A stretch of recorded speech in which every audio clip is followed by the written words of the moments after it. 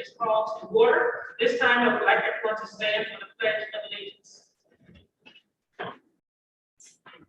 I pledge allegiance to the flag of the United States of America and to the republic which stands one nation under God, indivisible, with liberty and justice for all.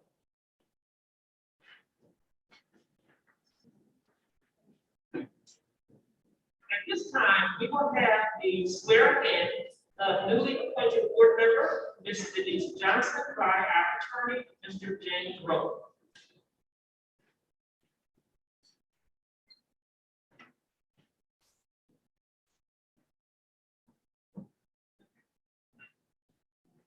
I will state your name. I, Denise Johnson, Do solemnly swear or affirm do solemnly swear or affirm that I will support the Constitution of the United States that I will support the Constitution of the United States and the Constitution of the State of New Jersey, and the Constitution of the State of New Jersey, and that I will bear true faith and that I will bear true faith and allegiance to the same, and allegiance to the same, and to the governments established in the United States and to the governments established in the United States and this state and this state, under the authority of the people. under the authority of the people.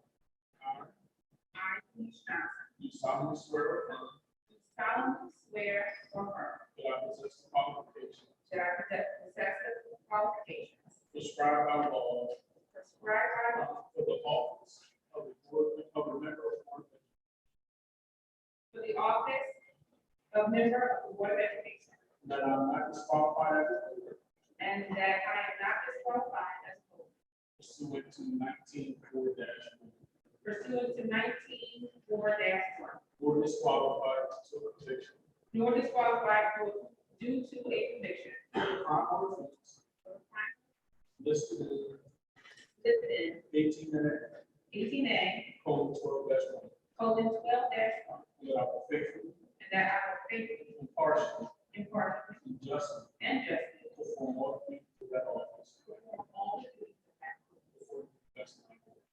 according to the best of my ability. Congratulations. Thank you.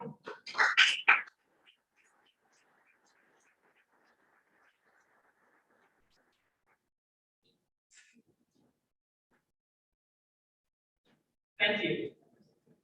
And welcome to Ms. Denise Johnson. The New Jersey Sunshine Law. Roll call. Gene Willie, Present. Addie Daniels Lane, Present. Denise Johnson, Present. Yolanda Lopez, Teron McKnight, absent, Gerald Trueheart, absent, Jean Weaver. We have a quorum. Now, the New Jersey Sunshine Law. The New Jersey Public Meetings Law was enacted to ensure the right to the public to have advance notice of and to attend the meetings of public bodies at which any business affecting their interest is discussed or acted upon. On the rules of this act, the Trenton Board of Education has caused notice of this meeting by publicizing the date, time, and place, therefore posted on the webpage, the times, and the start legend. Formal action will take place at this meeting. Mission statement. All students will graduate with a vision for their future, motivated to learn continually, and prepared to succeed in their choice of college or career.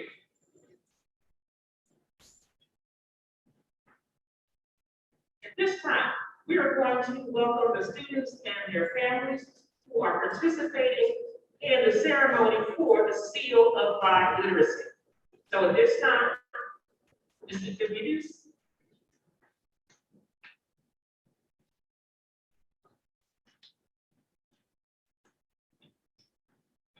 Thank you. Good afternoon, Ms. Addie Daniels Lane, members of the board, Superintendent Young, community members at large, families and students. It is with great pleasure that our legal department staff is before you today to honor students that have been awarded the New Jersey State Seal of Diversity Award this academic year. With me, Ms. Isabel Cruz and Ms. Daisy Herrera, bilingual and ESL teachers, have been supporting this initiative since its inception. Since 2016, Trenton Public Schools has awarded 114 Seal of Biliteracy Awards. One of the main goals of the bilingual department is to promote biliteracy as a skill that prepares our youth as for a diverse, multicultural workplace in the 21st century. The Seal of Biliteracy Award acknowledges students that have proven biliteracy in listening, speaking, reading, and writing in 2 or more languages. It is with great pride that we award the Seal of Biliteracy Award today for Spanish English to 13 deserving students.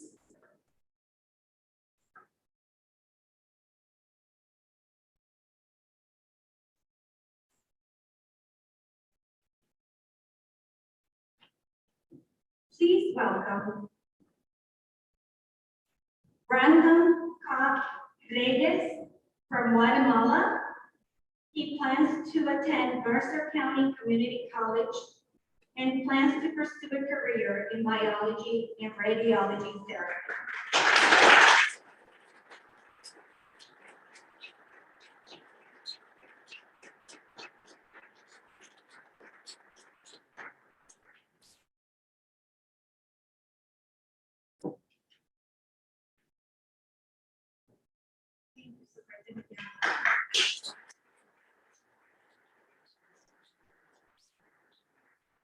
Welcome Karen Gonzalez Granda with her parents. She plans to attend Mercer County Community College and will pursue a career in modeling. She is from Ecuador.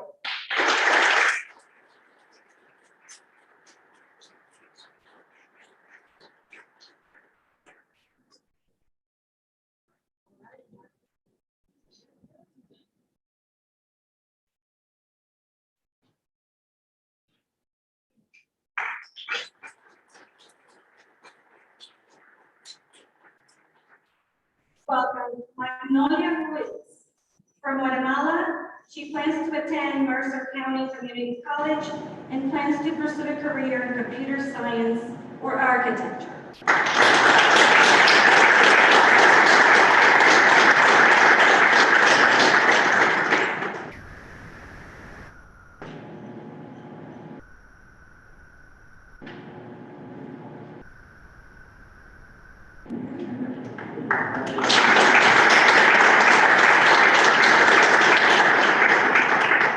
Please welcome Jennifer Jax Monroy from Guatemala. She plans to attend Monmouth University and wants to pursue a career as an anesthesiologist.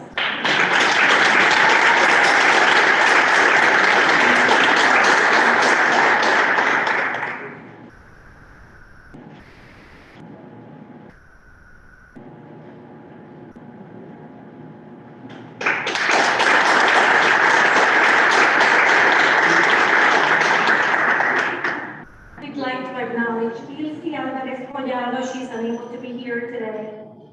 Ilse is also from Guatemala. She plans to attend Mercer County Community College and pursue a career in business administration.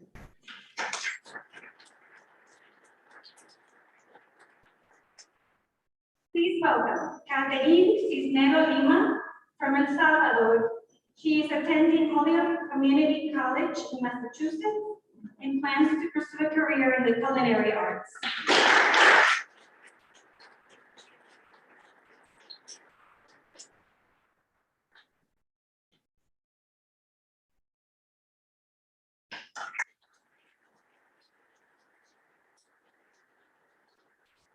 Please welcome Miguel de la Cruz Gonzalez from Dominican Republic. He will be attending Rutgers University and plans to pursue a career in medicine.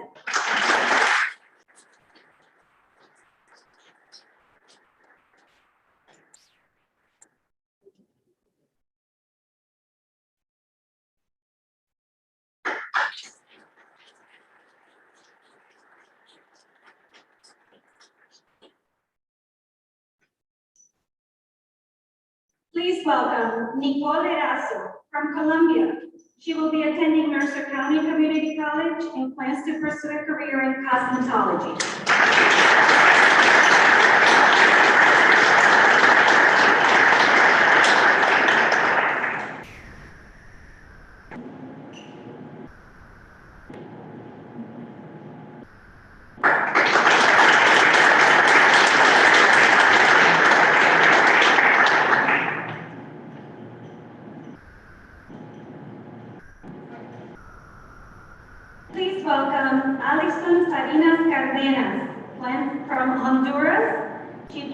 attend Mercer County Community College and plans to pursue a career in the medical field.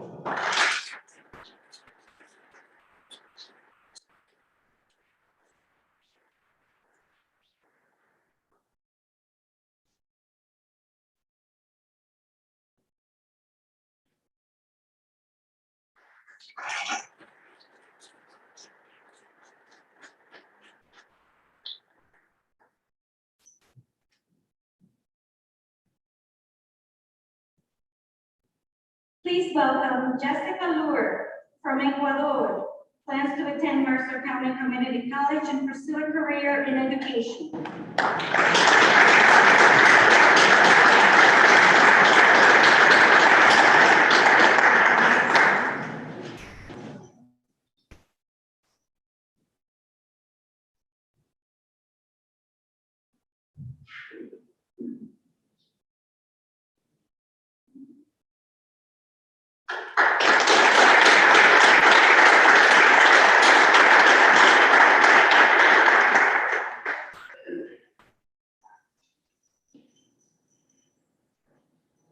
Please welcome Najarro from Guatemala, has received a 4-year scholarship award to go to Dartmouth University.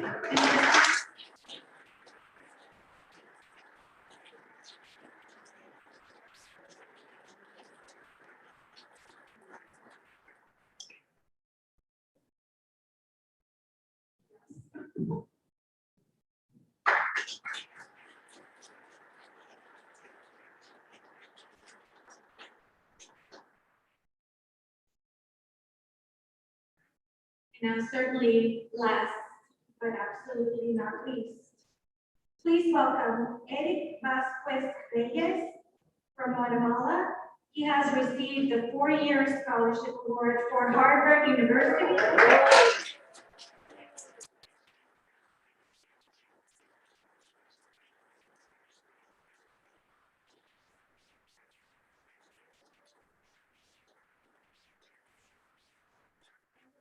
Pursuing a career in engineering. I'd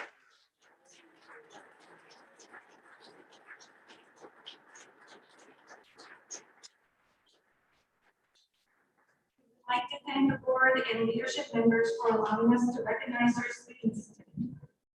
We also want to thank their parents and teachers in both elementary and secondary schools that have contributed to shape the lives of our students in preparing them to be positive role models with the necessary skills to be successful and productive citizens in our community.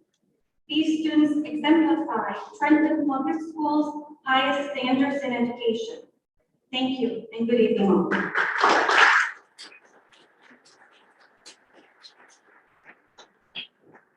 Thank you and congratulations to our students, their families, the teachers and adults who supported them on their journey to this seal of literacy.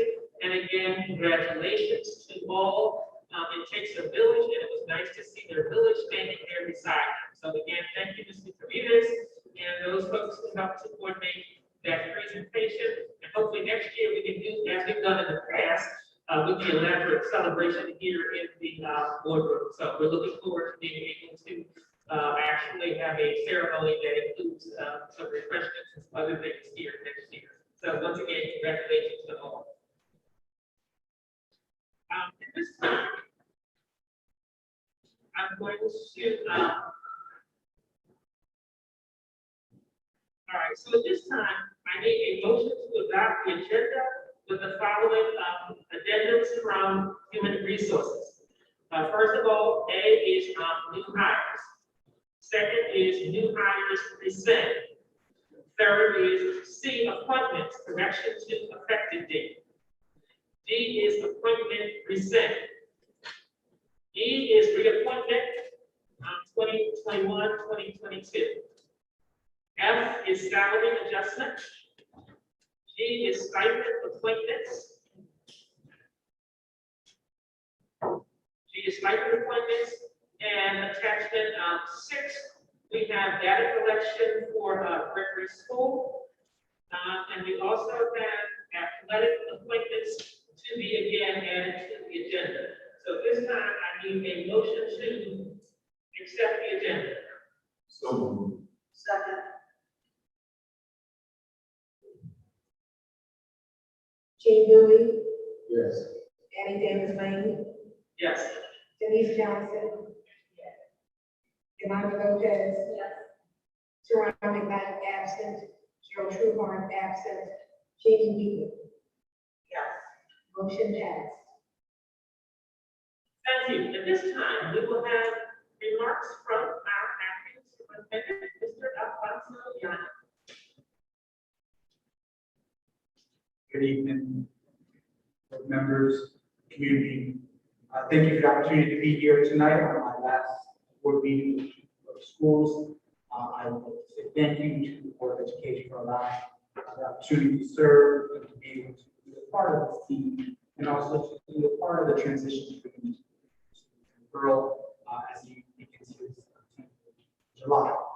It's an exciting time. It's an opportunity to reflect and see the growth that we had as a district, as a community, the challenges that lay ahead as well in front of us. But before I get too far, I want to make sure that we recognize, of course, the wonderful students who just saw this in the last few moments, still by the student ladies, amazing families who support their children as they go on this journey through their education. And also the special people like Sandra McPherson, who's not in the room right now, unfortunately. She's right out there talking now. But supervisors like her and teachers like Ms. Daisy, who are with her, and teachers who are in the hallway, who support families through their challenging times, then find success. And we hear students go into a variety of universities, Mount University, Harvard, Dartmouth, and Mercer County Community College as well. Kids who are continuing their journey and moving forward. And hopefully, there's one child there who actually going for an education, which is hopefully we can bring it back to transition graduates. And again, I also want to congratulate the class of 2021. That's Friday.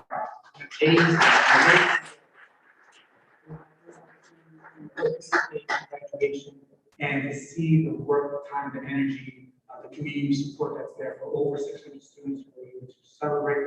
A big thank you to Principal Cassiano, Principal Courtney. They did amazing work getting these kids prepared, and also the efforts of Ms. Grant, who was the previous principal of the main campus, and the work that they've done there to bring that community together to celebrate. It was amazing. The smiles on those kids' faces as they walk through the work they did to get there. And every speaker spoke about the next step. It's not done just with high school graduation at the moment. It's what we do next as the board. We look forward to encouraging all of those students to continue on that path of giving back to the community and making the choices for themselves. So tonight, I'm keeping it short, I'm keeping it sweet. I want to say thank you to everyone for the opportunity to be with you, to learn and grow and cry with you as we move forward. And I look forward to being on the other side and see what's going on at the Board of Education meetings, which are always so exciting. Being here as a participant. So again, thank you. Have a great day.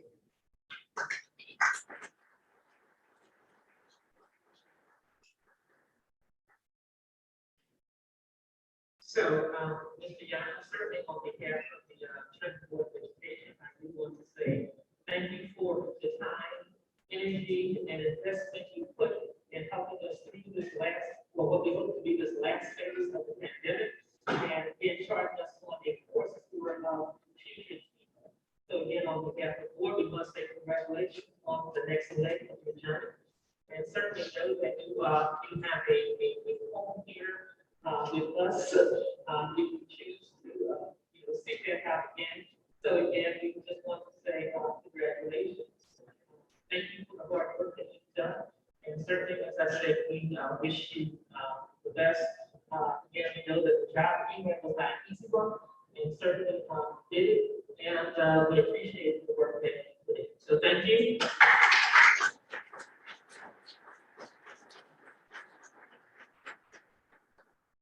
So we've adjusted our agenda a little bit, and so at this point in time, we're going to have comments by our board committee chairs, and then we're going to have the presentations, and there will be the EBV or S presentation, and then a special salute to one of our students.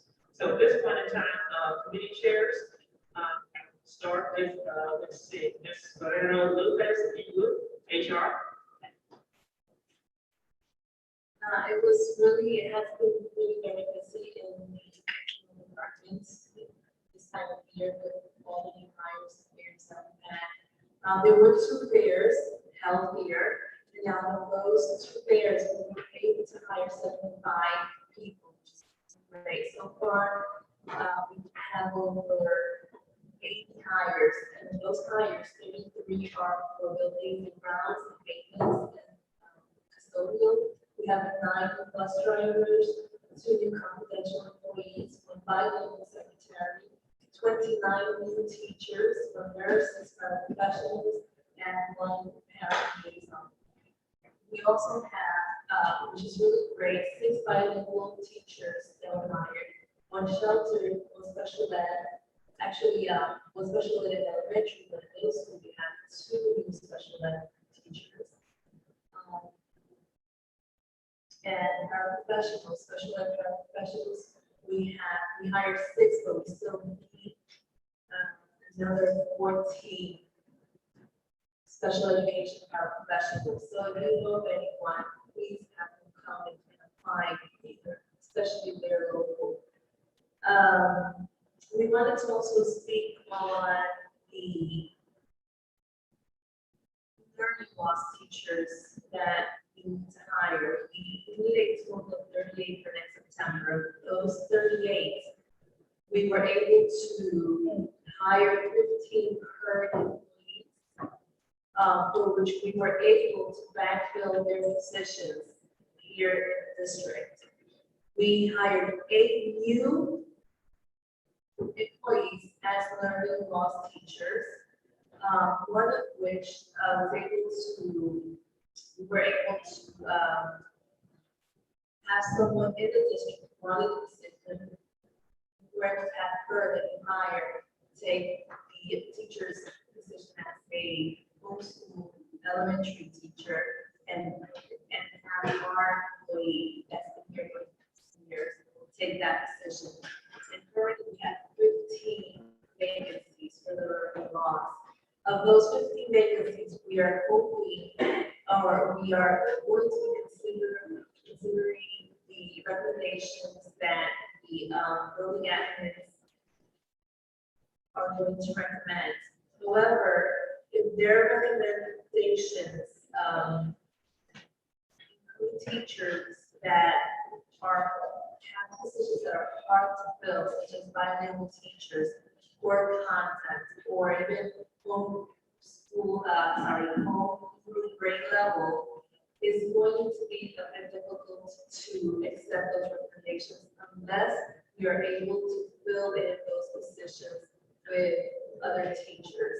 We just want to say we don't want to find ourselves in need of content teachers, especially bilingual teachers, special education teachers, because it will defeat the purpose of what we're doing. So hopefully the teachers that want those positions will be able to receive those positions if and when we're able to backfill their position, their present position as teachers.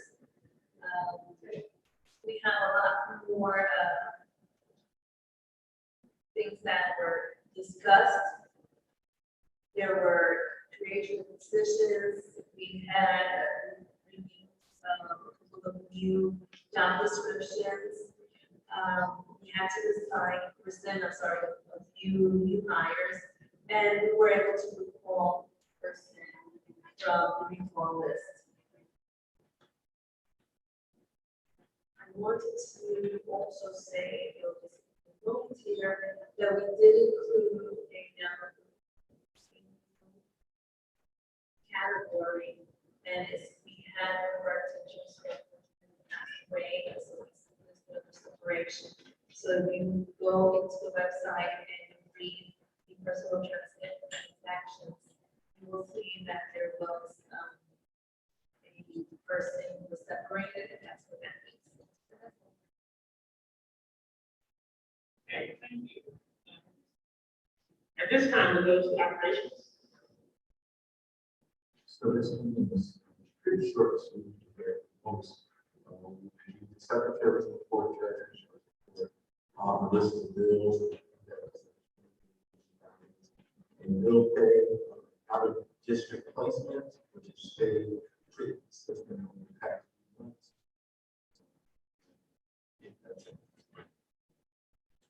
Okay, thank you. Facilities? Yes, we met on Wednesday, June 23rd.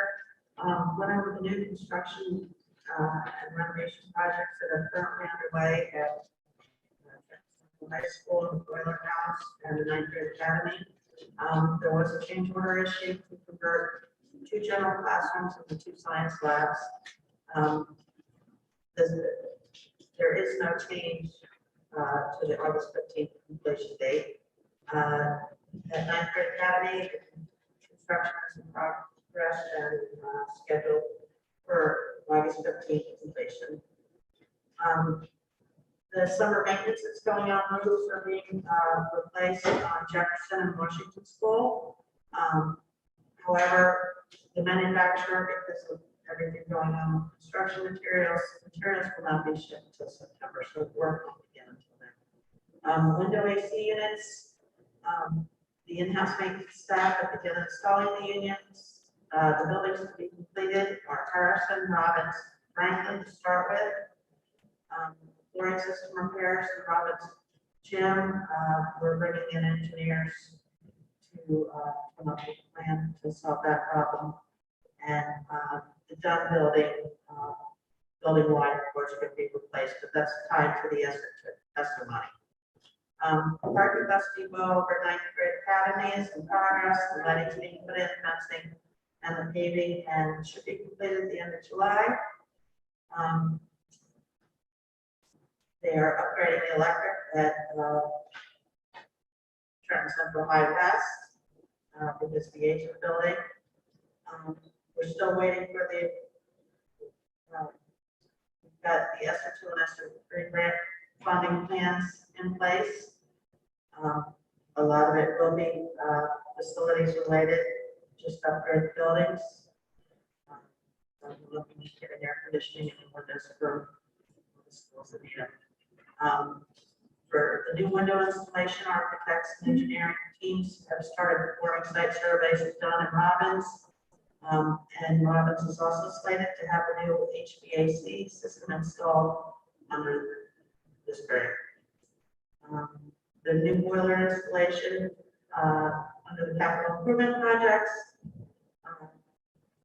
They've started disconnecting the existing boiler and be installing the new one soon. And we're working on paving parking lots, playground surfaces, district-wide for playgrounds, and then the Wilson parking lot is being redone as well as the building and grounds complex. And that's all I have. Okay, now, thank you. I believe, Mr. Ortiz, were you, do you have anything to share from Family and Community Engagement? Just the only thing I can share is that we did have an activity, the Juneteenth activity, and that was a very successful event last Saturday.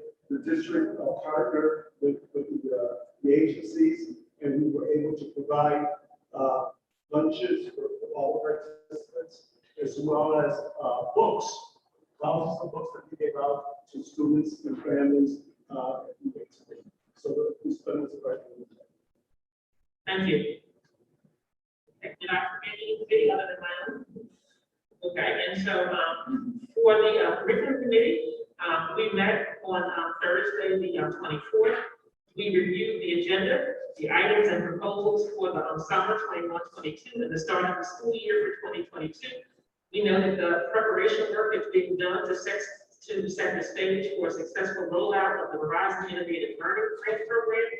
We noted that schools have started to prepare for the start of the 21-22 school year with AOPM programs on the agenda and professional development. We also noted a proposal to improve culturally responsive pedagogy for administrators and teachers. We also discussed the arts integration and teaching using 8 mathematical principles, and that is going to come from the ESSER 2 grant. We were encouraged to see a proposal to grow Trenton's bilingual certified staff in partnership with the College of New Jersey. We noted an after-school learning loss program with extended learning opportunities in all schools. We were happy to see that new courses were being added, such as zoology and genetics to the high school curriculum. Happy to see, as we saw tonight, the seal of literacy is ongoing and going to be awarded this particular school year. We also noted the addition of software that is going to be used to diagnose learning loss in the four core subjects. It's very prescriptive in terms of student learning. It covers all four subject areas, and it's tied to the New Jersey Student Learning Standards. We also noted the purchase of, or plan for the purchase of home libraries for every student and every family. And we also, we noted that there is a foundation, there's foundation work being done for training teachers in the use of performance matters programming. For special needs, we discussed the new legislation that extended learning for those who reach the age of 21 or 22 for the next 3 years. Students who are in that age group will now have the opportunity to continue their education if they so, if their parents so desire. To have that happen, IEP meetings will need to be reconvened, and then the program of instruction and training will have to be agreed upon by parents and their children. And this may affect between 50 and 75 students in and out in district placement, as well as out of district placements. And the parents and families and students would have to agree to whatever program they were going to engage in. Also, we noted that ESY is fully staffed as per this agenda. The district's staff are slated to provide support, and there are almost 600 students that are eligible this particular year, hoping that most of them will take advantage of this, and it will take place 5 days a week from 8:30 to 12:30. And of course, this is a great learning opportunity, and phone calls will be made to follow up on getting our students out for that. Okay, we also talked a little bit about compensatory services in terms of physical occupational speech that can continue during the summer. And in fact, students have been identified, and certainly if it needs to, it will continue through the summer and in September as well. So that was the update for the curriculum committee. All right, so this one, we have concluded our committee chair reports, and so we'll now move to our electronic violence and vandalism presentation. Mr. Terrence Stokes, Ms. Olivia Martinez, and yes, those two.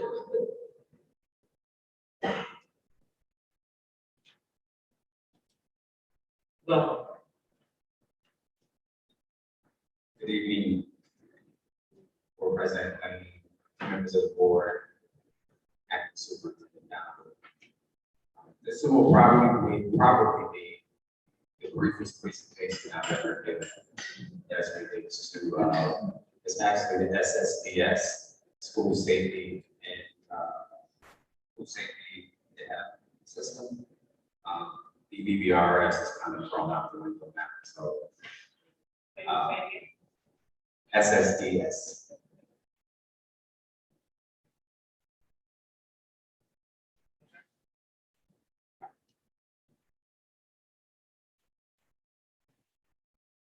So before I get there was some talk about doing a celebration of a student later on in the board member.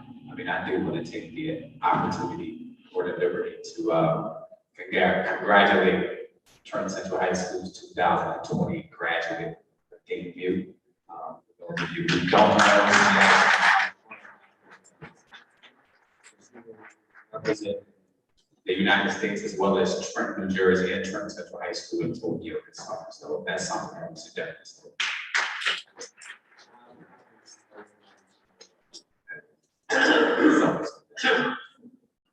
So, what I'm going to present tonight is just the second reporting period of our SSDS data, and also talk a little bit about our HIV Self Assessments, suspensions, and then brief overview of the work of the committee to revamp and completely rewrite the student code of conduct that has been submitted to the board. As we said, we were trying to submit it for this month. That's been submitted to the board for review and hopefully final adoption. So the HIV self-assessments, and that is a process where every year our schools have to complete a self-assessment online about how they are in compliance with the HIV regs that are out there.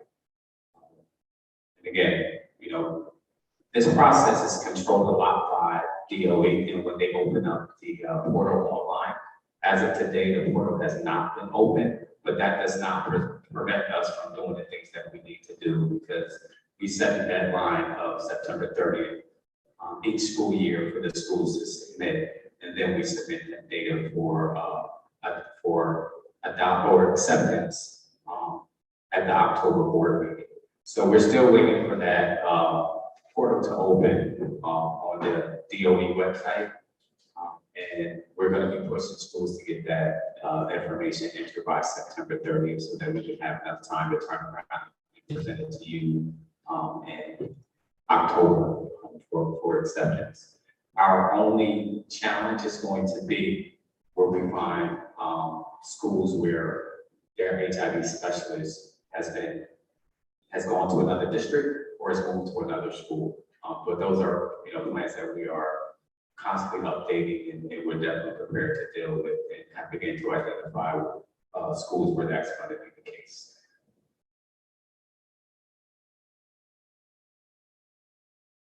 Now the easiest part that I've ever had to do in my life. For the second reporting period, which is January 1st through June 30th, which is 2 days from now, or the end of the school year, which is the 25th, we've had 0 suspensions. So we actually reported 0 suspensions for second reporting period and 0 suspensions for the first reporting period as well. So clearly that's all official data, right? That's not real life stuff. So what we did was we wanted to embark on a process to, you know, it's going to be very difficult to get to 0, but we can make some changes where, or institutional policies where we can get as close to 0 naturally and officially as possible without a pandemic breaking up the need or breaking up the opportunities for us to reduce the suspensions that we report.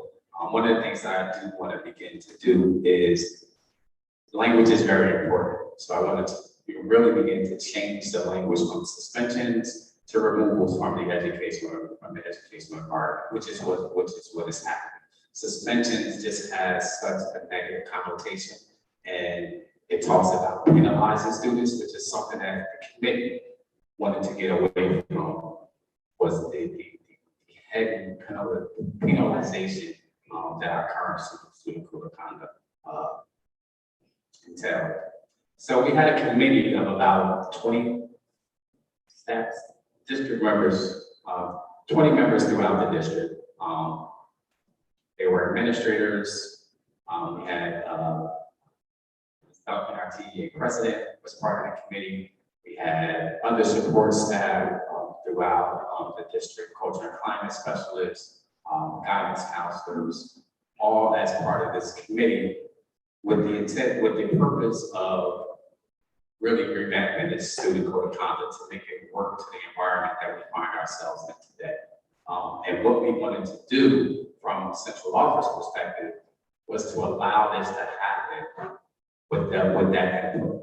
You know, central office did not want to just say, hey, this is what we're going to do, this is how we're going to do it. So what a lot of myself and Olivia found ourselves doing through this process was just facilitating the discussion and allowing those individuals who are on the front line, who are dealing with this on a daily basis, even though Olivia and myself are actively involved in the process, but allow them to drive the bus a lot and to really get down to something that they felt they will be able to implement in their schools, that they will get buy-in at the schools, and that will be a positive change, a positive impact on our students, our families, and the culture of our schools in general. So what we wanted to do, we shifted from a punitive to restorative. So what does restorative mean? Restorative is simply about how do we create communities? How do we allow students opportunities to correct rather than penalizing them? How do we make sure that once a student is returned from a removal from the educational environment, that they're welcome back into the community, and that there is not a complete and total disruption to the process as a whole. So we're implementation of restorative practices, also social emotional learning, trauma-informed care, and I'm glad to hear that from the curriculum department that there was some talk about cultural competencies. So cultural competencies as well. We made it simplified and user-friendly. If anybody goes online, they can see our current student code of conduct, which is a voluminous document that is well over 80 pages.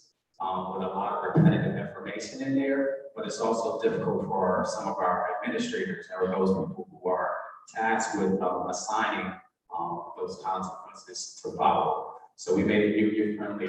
I think it's about 34 pages now. So our discipline infractions are continuing to be tiered based on the type and severity. As you can see, tier 1 are non-violent, uncooperative.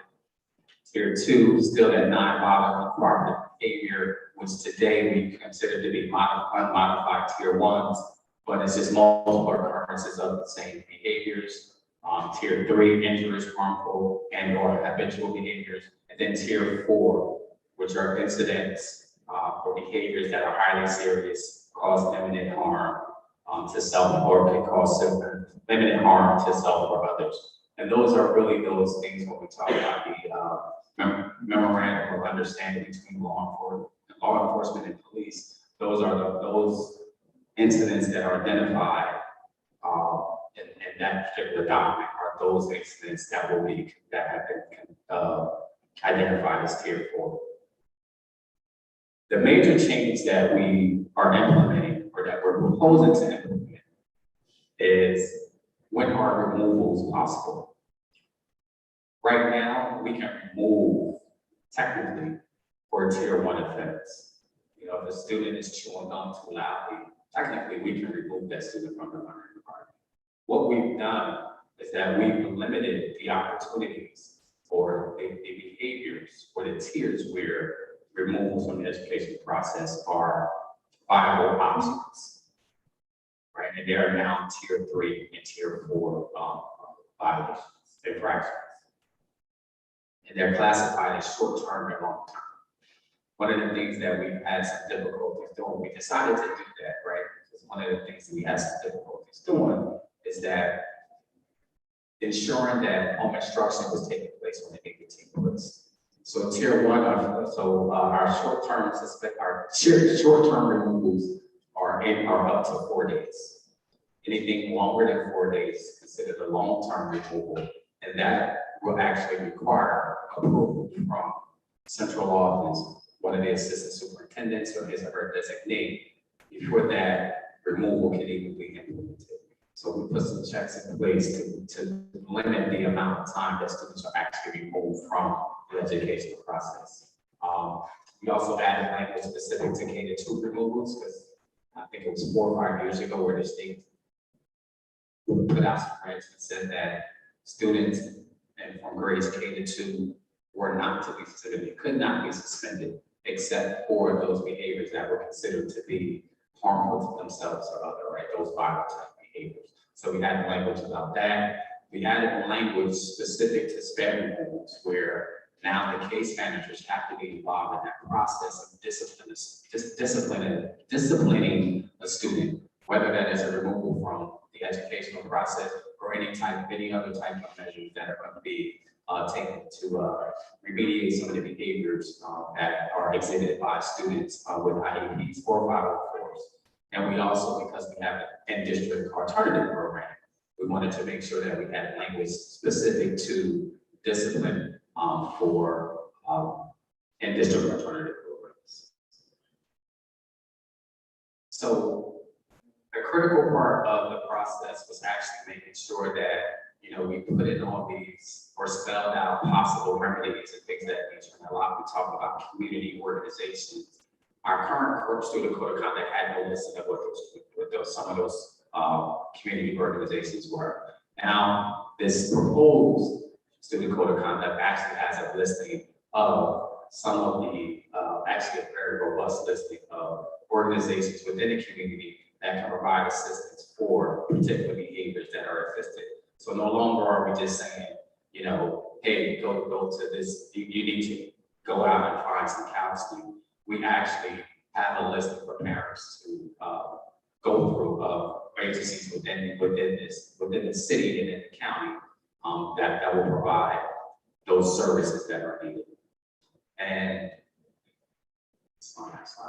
it's meant to be a living document, right? So we're going to be updating this document as we need to update it. The committee was not just a one-time put together formation of individuals to go through this process, but also to monitor the success of this project. Success is not the right word.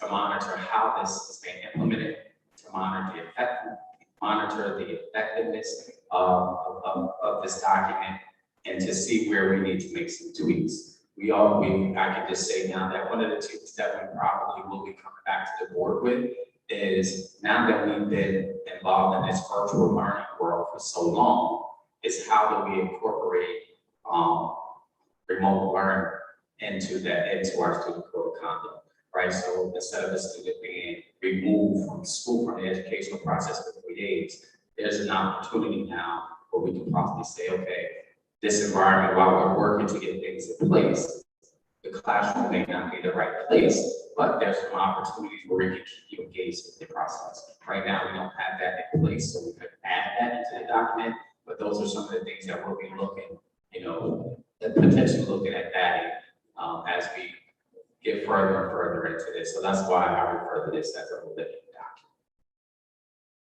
With that, I think I'm done. Any questions? So our policy chair is not, hold on a second. Our policy chair is not here today, and so certainly the policy committee has received the document that you referenced, and actually is going to be going through it over the summer.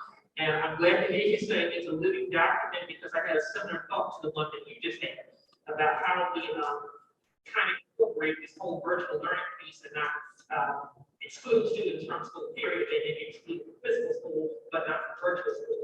So again, I'm glad that you're open to this being a living document, because again, we have to rethink how we do certain things about schooling, and that definitely is something that we need to consider and discuss, talk about how that can actually work and what it would look like. So thank you for that.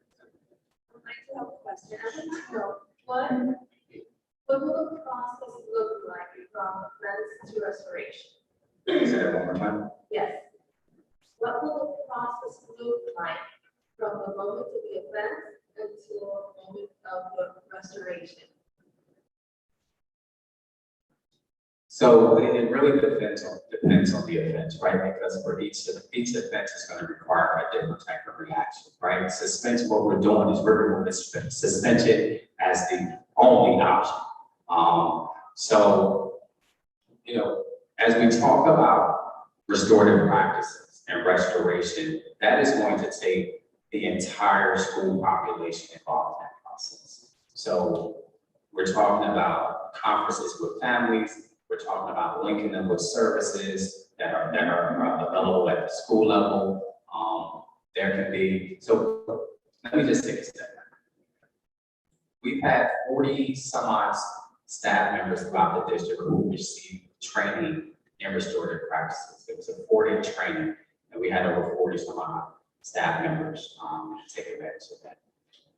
Some of that was great. Some of that was not so great. So what we're looking to do is we are looking to, as a district, create our own, right? Instead of going outside the district, tell for people to give us something that we need. Taking advantage of the resources that we have in the district to be able to design a program, a training program, professional development, if you will, around restorative practices that we can now shift out to the schools, right? So the knowledge level is going to be different at each school, right, in terms of restorative practices and how and what the restorative practices it entails. There is going to be a complete rollout plan that we have developed. But what I can tell you is that at each school, there's going to be someone who has at least taken advantage of the 2-day training that we had and will be able to provide the assistance at the school level to be able to assist with getting to that restorative, to get to the point from infraction to restoration. It's not going to be a simple overnight. That's why I don't have an exact answer for you right now, because the knowledge base is just so that varies from school to school, right? But in an ideal world, it's going to be looking into that toolbox. Okay, do we need to have a conference with them here? Do we need to link this student with resources at the school level? Do we need to look outside the school, right, into the community to determine what that need is and then link the family with that resource? So it's going to be a toolbox that our staff members have, that the schools have, that they're going to be able to draw from to meet that specific need. I understand that we have 4 tiers of offenses. But my understanding of restorative justice really begins in the classroom with the teacher and the student having a dialogue. And then, so, it's not just taking the student out of the classroom, for example. And it's certainly not suspending them. I would like to think that suspension is the last option for the child. But when I ask about what the process looks like, it's really what procedures will be taken at each tier in order to restore that child, in order to understand. Then we talk a lot about the social, emotional components. But we also need to understand that when we talk about social, when we talk about restorative justice, it's not just getting the set of the child and sending them out. There has to be a conversation with them. And from my understanding, and this is what I wanted to know how you guys want to do this. At the moment of the event, it should be a cool-down period, but it should be taken care of as soon as possible. Conversing with the child and explaining to him or to the student, if it's a middle school, high school student, they're not, children per se, but speaking to them, telling them what they've been wrong, and how they can, be better at reacting to things that they don't like. So it's just, it seems that it's like from the top to the bottom, when it should be from the bottom to the top kind of thing. All the teachers should really be trained as soon as possible in what it means to have restorative justice in the classroom, and then take it up to different levels as tier program, a larger tier. All right, so what I wanted to do was just give a brief overview. I didn't want to go into too much detail about it, but at each, the tier 1 and the tier 2, actually tier 3 and tier 4, there are responsibilities that are outlined that needs to take place within the classroom before administrators or their designee becomes involved in that process. Right. One of the things that we outline are some parts of restorative practices, and restorative justice is out of the criminal justice world. So we're not using restorative justice. We're talking about restorative practices. So I'm getting bold and I lost my train of thought. But it takes place in the classroom. It's going to take place in the classroom before an administrator. And where I was going is that we outline aspects of restorative practices that we're going to use, which circles being one of those particular things, which builds the relationship within the classroom between teacher and student. One of the things we have to make sure, though, right, is that we're equipping the classroom teachers with the skills that they need to be able to fully implement this, right? And that's where we have a professional development subcommittee within the larger committee, which is kind of outlining all of that, but we can't just expect that on day one, that classroom teacher is gonna fully understand the roles, in terms of what restorative practices are, right, and what their role is, uh, to become restorative, or to, to get to restoration. So, there's some work that we need to do as a district, and once it's adopted, we'll be able to really get into the work of preparing our schools, our staff members, everybody within the school, because it's more than just, it's gonna take more than just a classroom teacher for this to be effective. Getting people on board to do the things that we need to do to make sure that we are doing this in the right way.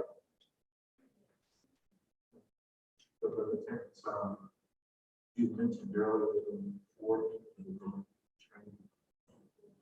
Was it 40? 40, yeah, 40 plus. 40 plus, okay. We have a lot of schools and we have a lot of. So just don't let money get in the way. One thing. Money So I would say that we don't want to just spend money for the sake of spending money. We want to make sure we're spending it the right way.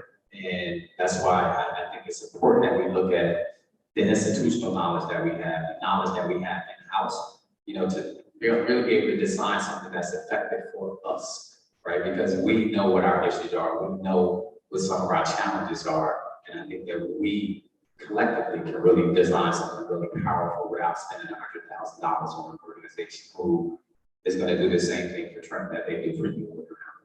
Yeah, I got it. Just sometimes we don't go down the path.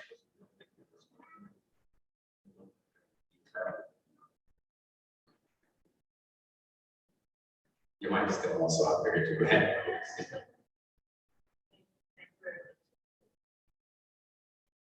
Thank you. Okay, thank you. So certainly, moving toward restorative practices is something that, something we need to definitely look for and roll out in terms of professional development that really in fact require. And certainly, as I said, over the summer, the policy committee is going to continue to the document that was submitted and have interaction with Mr. Stokes and Ms. Martinez. All right, so at this time, Mr. Stokes did steal just a little bit of the thunder. We certainly wanted to salute our 2020 graduate, who happens to be 19 years old, and her name is Nothing Love. And as Mr. Stokes said last night and over the past week, she has been engaged in pursuing a dream that she's had forever. And that dream, in fact, is well on its way to being achieved because of her hard work. And so we have a little clip. Dennis, are you ready? We have a little clip that we'd like to share. And then certainly, again, we want to congratulate her.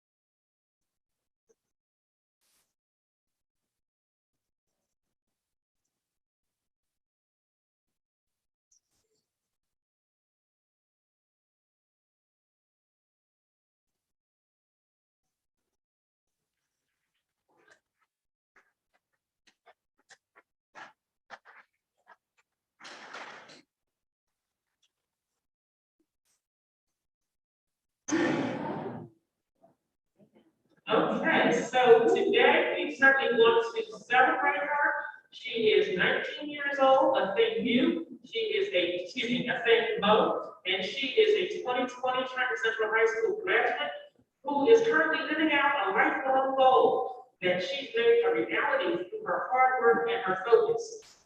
Most of you may know that she spent her freshman year at Texas A&M, and she set numerous track records during that time period. And just last week, she ended her college track days and turned professional.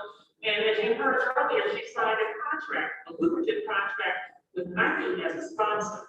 So certainly, she is well on her way to achieving and living out the dream, having again won all 3 heats. I believe there were 3 heats for the 800-meter run, and she came in first. And you can see she was head and shoulders ahead of everybody else. So we certainly want to congratulate her. She is in fact headed to Tokyo. She is on the team representing the United States of America, and she set a personal best record in her time of 1 minute 56.7 seconds, and she broke the U.S. Olympic trials record. And again, she's bound for the Tokyo Olympics. She was a National Honor Society student here, and again, a standout athlete who didn't run for the high school, but cultivated her running skills with a track club, a track-based track club.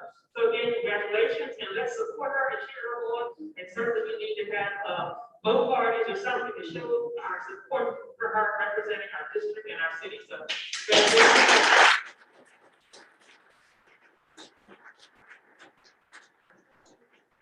our students with their dreams coming true. Congratulations. Okay, with that being said, we're going to move now to the period of public participation. And in looking at the list, there are a number of people signed up. I think we have to look, however, it looks like about 20. And so I do ask you to be mindful of that as you share your remarks, that everyone does have 5 minutes. However, you want to be mindful of the person that follows behind you. Here is the advisory for the public commentary. The Trenton Public School District welcomes the attendance and comments from all members of the public at its meetings. This public comment period is your time to be heard on any school or school district issue that a member of the public feels may be of concern to the residents of the school district. Each person who signed up to comment will have 5 minutes. You'll be notified when your 5 minutes are up. You cannot yield your time to another person. When it is your turn to speak, please address all of your comments to the board president. Please conduct yourself in a respectful and courteous manner. For anyone whose comments or actions either harass, intimidate, or threaten the safety of any person, we will provide you with a warning or immediately end your comment time. Also, if you curse, use vulgar language, or make personal attacks, we will provide you with a warning or end your comment time. Comments that adhere to these guidelines will not be interrupted. Also, we ask that members of the public not interrupt the speaker during their public comment. If you have any questions, please ask your question during your 5-minute comment period. After the public comment period is closed, the board superintendent or designee will address your questions to the extent provided by law. At this time, we're going to call the first person, and our first person will be Ms. Wiley Ann Ricks. Ms. Ricks.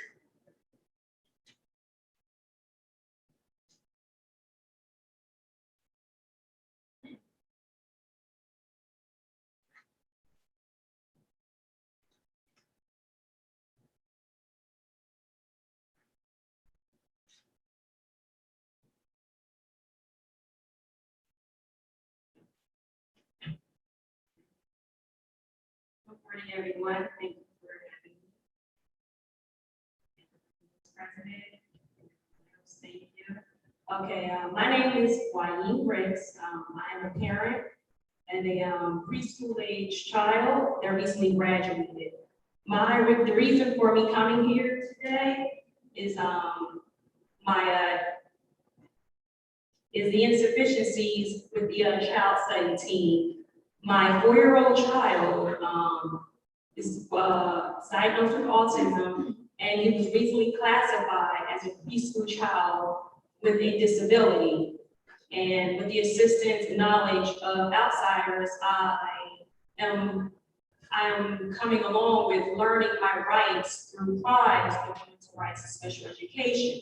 Before I didn't have knowledge, but now I do. And now I've come to realize that I have been being denied services from the child study team.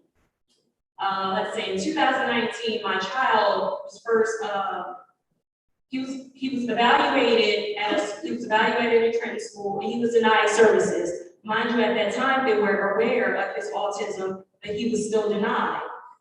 Second time around, I read a little, got more information, and he was evaluated, and now he's been classified, as I stated before, because of child age, with a disability. So now I begin the evaluations with the child study team.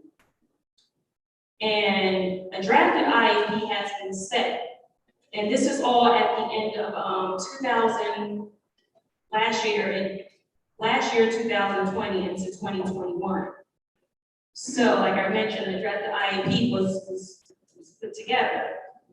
So now things are brought into motion. The child study team is like they're forcing my hand to consent they're forcing my hand to consent to things that are not up to par for what I believe is satisfactory for my child. Trent Board of Education, since the evaluation, I stated that I would like him to receive in person. Trent Board of Education was not doing in person, so how about the child study team place him out of district? Place him out of district for in person. They told me no. Each and every time we had a Google meeting, they told me no. So I always would inquire from outsiders. So every time I called the meeting, they told me no. So all of a sudden, you know what? I get an attorney. And you know what? Their decision changes. Oh, the Board of Education attorney says, okay, we'll get to you. So that's what it had to take for my child to even be considered, to be interviewed or evaluated, to even be thought about for out of placement. My child needs in-person learning. A 4-year-old diagnosed with autism, speech delay, and other impediments. Moving forward, the last meeting I had with the child study team was last Thursday. Last Thursday was the first time that the child study team even informed me of an in-person location they had in district. Last Thursday, I repeat, last Thursday, June 17th. That's when the supervisor stated school name and the location. I requested this information. My attorney requested this information. The Board of Education attorney they didn't pass over, they didn't email, they didn't document any of this information. So what I want to say is that the untimely manner that the child study team calls me has upheld my parental consent. My child cannot receive extended school year services. You know why?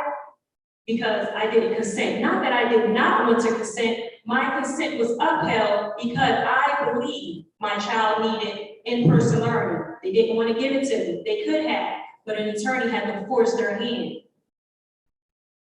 Why? They tell me no all the time, but an attorney, tells them yes. Also, just the lack of sincerity and inaccurate, false information that the child study team provided to me is not fair. I'm a parent advocate for my child. Why provide false information? And even during the last meeting last Thursday, the supervisor stated, oh, well, Ms. Fritz, I did reach out to Ewing School District for a placement, but Ewing District told me that they were not accepting out of district. I said, you're not talking about my child. That's a lie. You're not talking about my child. You know why? Because you have no documented evidence that you emailed me stating that this school district is not receiving any out of district in-person learning. That's all I asked for. I never received it until last minute. So with them doing that, it seems as if I did not consent. Educational journey for my child is paramount. He needs that. And yes. I'm going to ask you to conclude your remarks. Yes, But ma'am. are you requesting extended school year services? Yes, ma'am. I'm requesting extended school year services, but because they have no data, because I did not yet consent to the drafted IEP, they're denying me. It's a reason for my upheld consent, and I just explained it to you all. I can't accept something that's not satisfactory. Every time I ask, I was denied. Falsified information, an attorney had to step in before they can offer in-person learning. It's not fair to my child. It's not fair. I'm requesting it, but you know what? I recently received a phone call not too long ago. The supervisor told me, no, there's no data. But I conclude with this. The educational evaluation for my child that was reported, in that report, according to the Young Children's Achievement Test, second edition, YPAT, that report states, the evaluative findings, it states that my child attained a score of 68 at the first percentile rank compared to children of his chronological age. You know what that means? First percentile, delayed. It's a delay. There's data right there. My child has a delay, documented, first percentile. I'm frustrated. I need help. It's not fair. I didn't do anything wrong. Consent will be given, but it has to meet his educational satisfactory. It's not satisfactory to my standards. I can't accept anything. I can go on, but I can't. I don't have enough time. This right here, I don't have enough time to tell you this. Just know that 1 in 54 children in 2020, out of 1 in 54 children are going to be diagnosed with autism.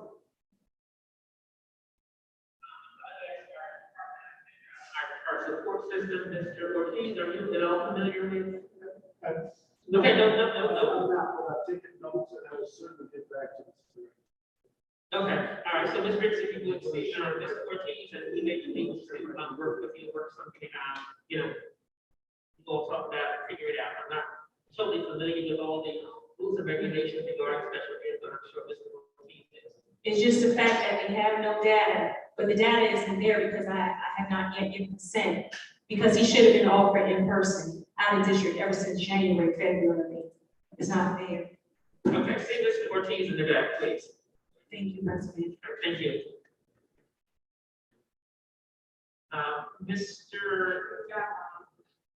Mr. David Stubbs from, Mr. David Stubbs.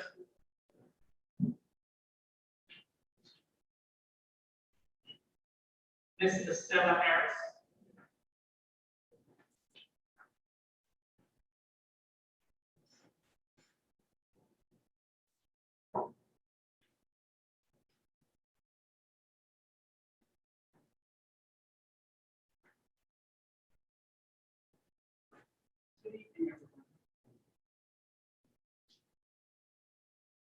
My name is Estella Harris, and I am a TESSA Committee Executive Board member of the Elementary Level.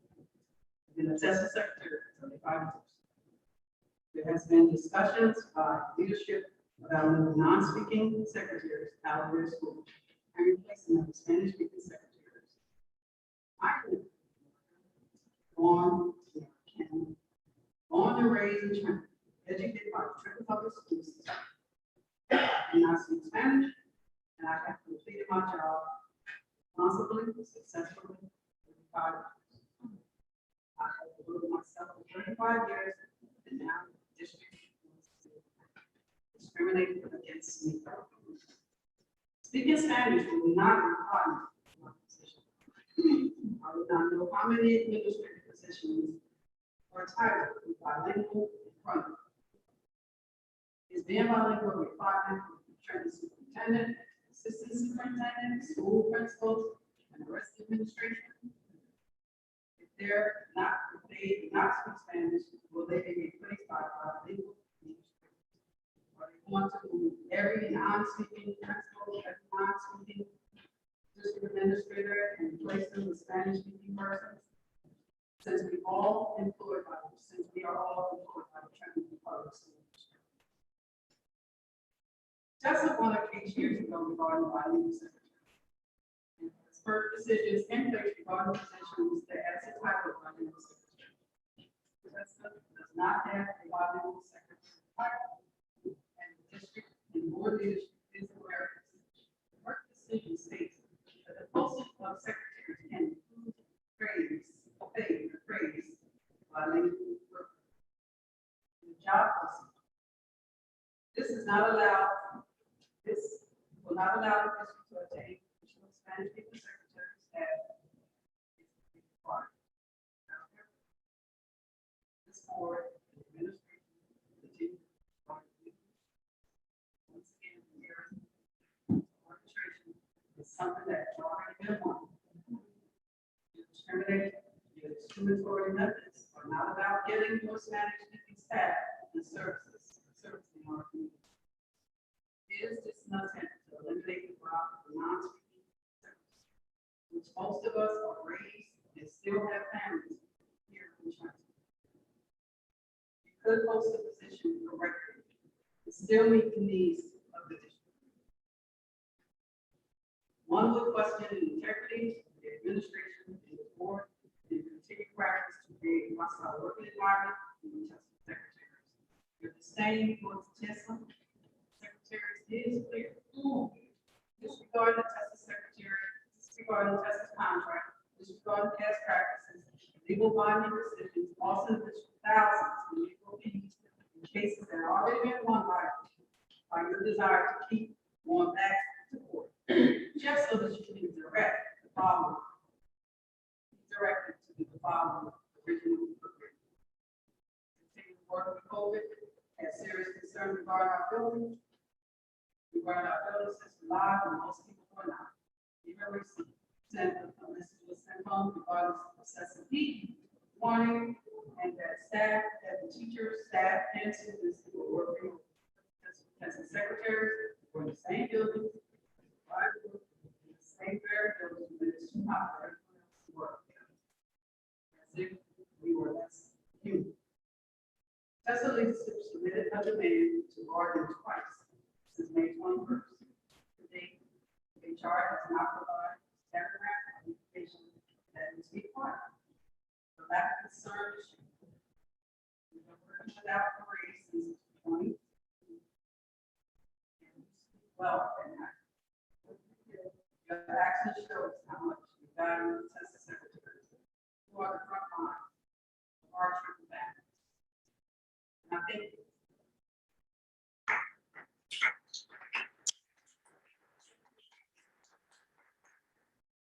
But for there's something wrong with it. I guess it's flashing.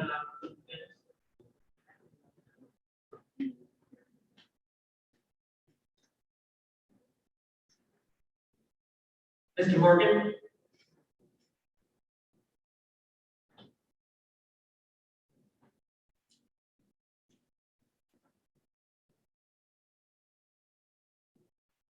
Okay, while he's coming forward, we may be gathering training, Ms. Marisol Tabata, if you're prepared to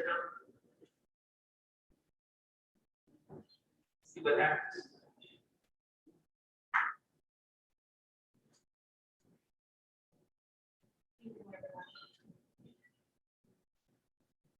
I'd like to remind the board and district leadership that the regulation has and will continue to result in unfair practice.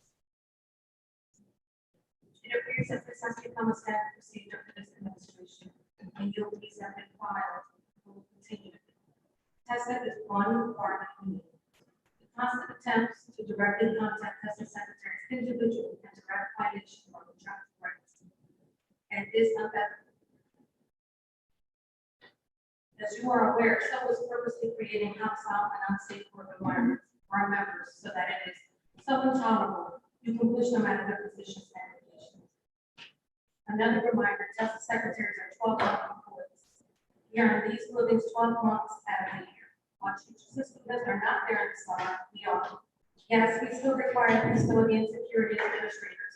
Please refer to Article 7 in our contract. And while you are there, you might as well read the entire contract. Are we not employees that the district is responsible to keep safe while in school buildings? Yes, even in the summer months. What's the crime rate in Trenton again? We're seeing more and more that it has become acceptable for some administrators to break core policies. And it appears that administration supports the behavior. I will ask the question, personal relationships determine which administrators get to break core policies, which do not.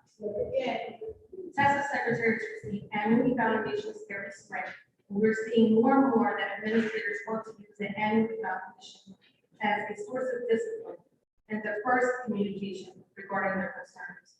Waiting 6 to 7 months with only 2 months left of the school year to express issues should not be acceptable. Therefore, it becomes clear that word improvement is not the goal. And it also appears that they have the support of this leadership to move forward with intimidation and bullying tactics. Some of the hiring practices of this district are unethical and completely irresponsible. The complacency and willingness to approve these items is negligent. Qualifications for certain individuals are not followed up and confirmed. The Texas Secretary posted some incorrect, missing information and against our contract, and leadership in this board is aware of it and don't care. Every Texas Secretary hired for the last 2 years had to be tested and qualifications had to be confirmed. As with any responsible employee. How do you know non-certificate applicants are qualified? Because they told you so? It is HR's legal responsibility to confirm the experience and qualifications. Who is in charge? For the bilingual secretary postings, how do you know they're bilingual? The Spanish last name doesn't confirm you're bilingual. What are the tests that they are being given? What computer tests were given to acknowledge qualifications? Unacceptable. Texas secretaries have not received a raise in 5 years, and even after submitting a demand to bargain twice, you still have not received the information we require from HR to be able to start negotiations. We have Texas secretaries that won arbitration and still were not given their money. We have Texas secretaries that were docked when they should not have been, and they did not receive those monies back. We have Texas secretaries that were shorted the days that they were entitled to by contract, and still those days have not been restored. These are all items being brought to your attention all here. And now, you have leadership that wants to move our secretaries that are not Spanish speaking, and all of this seems acceptable to the board. How many administrators and leadership members have gone without their annuals? How many administrative positions require bilingual to be in front of their time? How many administrators have had to go without their vacation days, or sick days, or family illness days? Are we not all Board of Education employees? By everything you will hear from TESA leadership and members tonight, it is clear you have very little respect for the bar for the TESA secretaries. That are the front line to this district, to this city's families, students, and staff, and whether you want to acknowledge it or not, we are a part of the community stakeholders.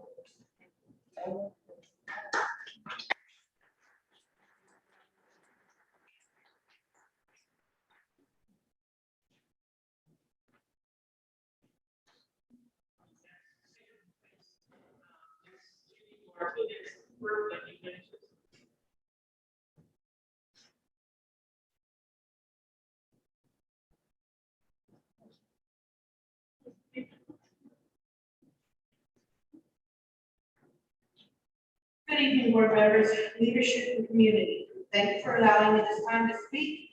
There's much to say. First, I would like to address the agenda under item C. We request that the new bilingual secretary be pulled tonight, even though the qualifications on a district job description says a minimum of 3 years experience in a secretarial position or program with the applicant. A test was never given by HR. TESA does not recognize the title of bilingual secretary since it does not exist in our contract. We have fought that and we have won that. And again, we're here to fight it again. We are not divided secretaries. We are one unit. Bilingual secretaries, when they're hired, are they tested? Are they certified? To be a bilingual teacher, you must be certified in the language. Secretaries are not certified in the language and should not be considered bilingual secretaries. They should be considered secretaries. Under item F, Secretary Emily Santiago was appointed the position of Secretary for Assistant Superintendent. As you know, there's more than one Assistant Superintendent. We have repeatedly spoken to leadership about this. It should specifically say Assistant Superintendent for Secondary Schools, because that is the specific vacancy that she's filling. This must be corrected before you can approve the item. I would like to bring up the fact the lack of secretaries in the district. On April 27, 2020, the board agenda had 11 secretaries positions created. By June of the same year, the same positions were abolished due to COVID pandemic and budgets. We were told the money was being moved for financial loss. But this year, the district received more money, and I'm not referring to ESSER funds either. State and federal gave money to this district. Yet there were no positions other than 2 secretarial positions hired. I do see there are director positions on top of the supervisor position, on top of the assistant superintendent position. Yet where are their secretary positions? There's a lack of hiring secretaries, except we keep being top heavy, creating all kinds of director positions. Program managers. Let's talk about program managers. Those program managers were just a secretary work before. This is not the first time we've stated this. It's come up again and again. Those program managers were created to do the job of secretaries did. There are now 5 program managers in the district, and everyone has a different job description. One needs to have a bachelor's degree, the other one needs to have a preferred bachelor's degree. I don't understand how you have a job description and everyone has different ones. They're all the same position. Summer is here, and the buildings are hot. On the first day of heat warning, we weren't given the chance to go home. We were told to report to the buildings, even though the students weren't there and the teachers weren't there. When I got into my office, it was 85 degrees. I worked all day. I informed people. I sent an email and let you know that it was that hot in my office. No one ever responded that day to me. I didn't receive an email in return to that. Someone shows up and says the system is broke. We don't have a system in my building. This you should know from all the walkthroughs that we have done within the past year. 12-month employees were not given options. Not all the buildings are equipped with air conditioning, as you all know. Today, they showed up in my building to offer me, today, June 28th, the day of the board meeting. They showed up in my office to offer me a different area to work in. Let me just say, I have to tell you that a secretary does more than answer the phone. Because that's all they wanted to do was move my phone line to another office. How do you expect me to work? My files, the cabinets, everything that I need is in my office. So if you would like to move my entire office, I'm okay with that. The secretaries are also, one of their jobs is keeping staff time and inputting that staff time in EduNet. I just want to put out there that last year, administrators did not share their vacation schedules with their secretaries. So I know that secretaries did not put their vacation schedules in EduNet. I don't know who did, but it wasn't the secretary. So as you keep having people watch us, who's watching the watcher? I think someone needs to investigate if all that time for their vacation was actually inputted in EduNet because their secretaries did not do it. Ms. Cooper, I do need you to kind of wrap up, please. Thank you. Monitor the monitor. Who's monitoring the monitor? I would like to request that if you are hiring new secretaries, that they do need to be tested. I don't know how you can verify the experience of a secretary when they put it down. You clearly put in your job description, they are supposed to have experience, yet we have people being hired that we have no idea if they even worked as a secretary before. Thank you for your time. Thank you.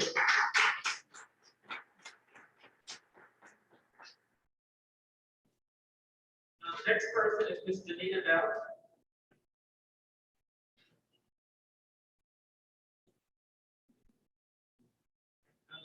Ms. Teresa Vanderbilt.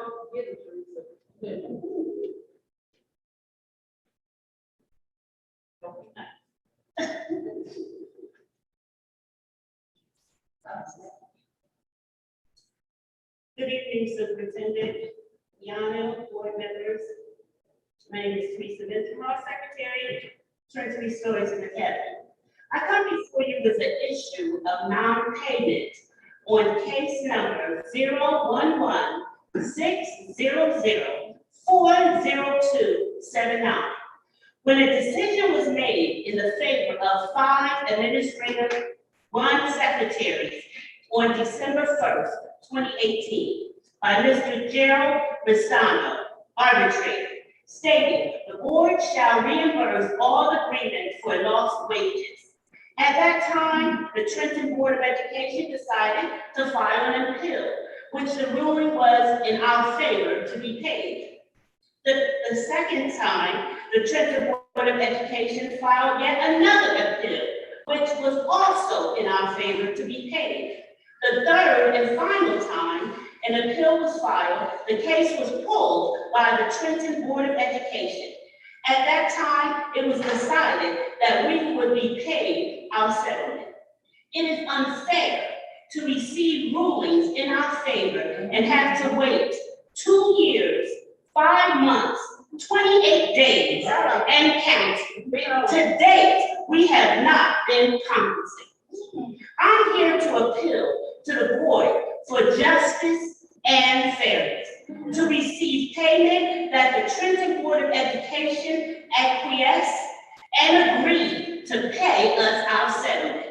At this point, I feel not only is the Trenton Board of Education responsible for our agreed upon settlement, but it is only right that we are compensated interest.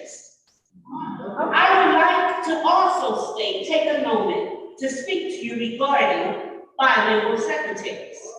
I have never had a problem in my years as Administrator 1 secretary, or as you say, secretary, in communicating with Hispanic, Haitian, or any other culture.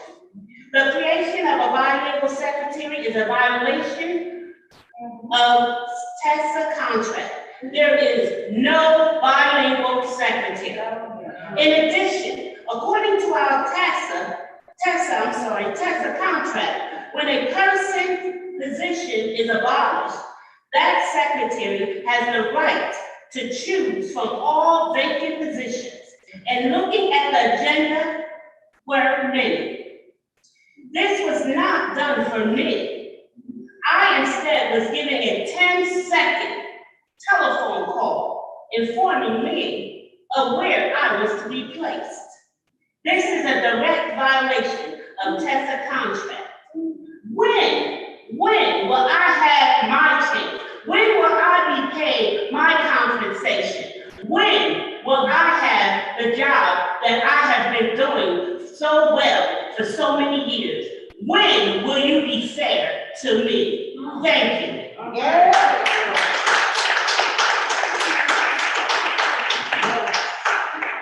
Ms. Linda Coleman, this time, Ms. Wendella,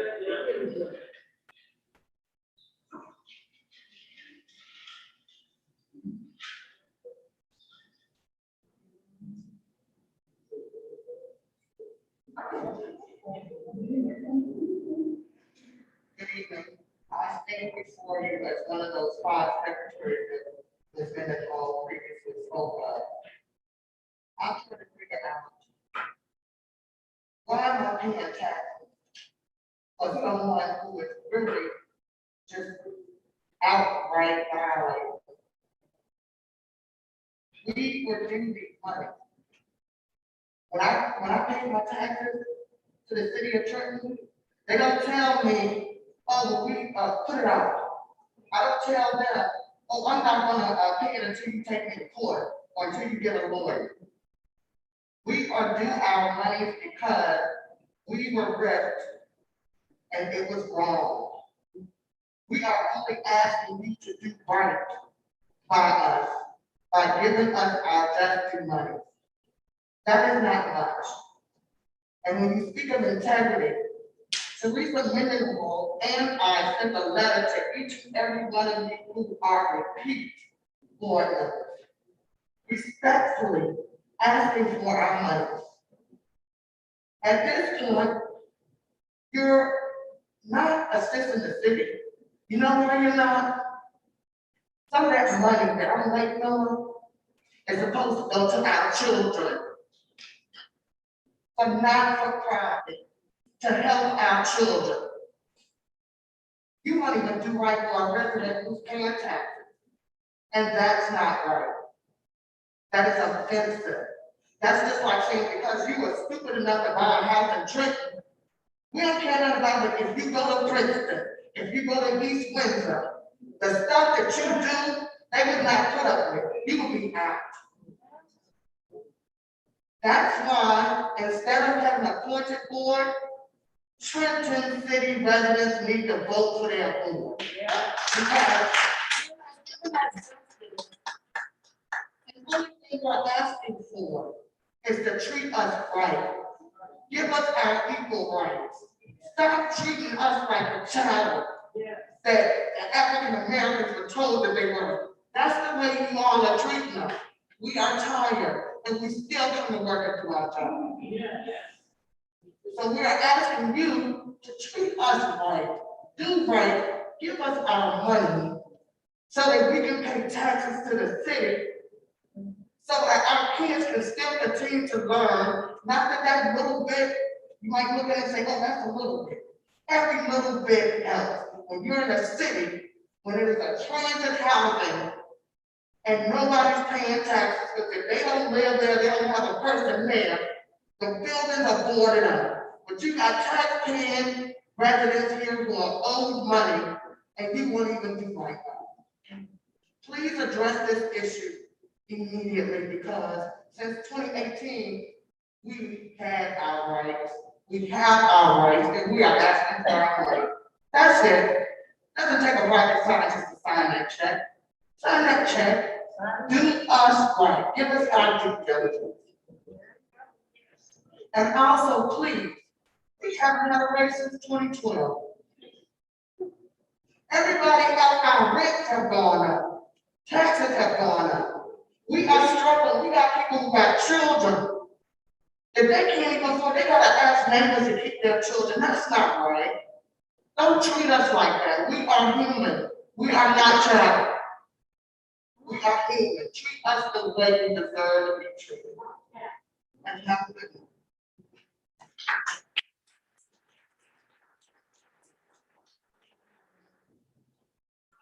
Ms. Sandy Jimenez.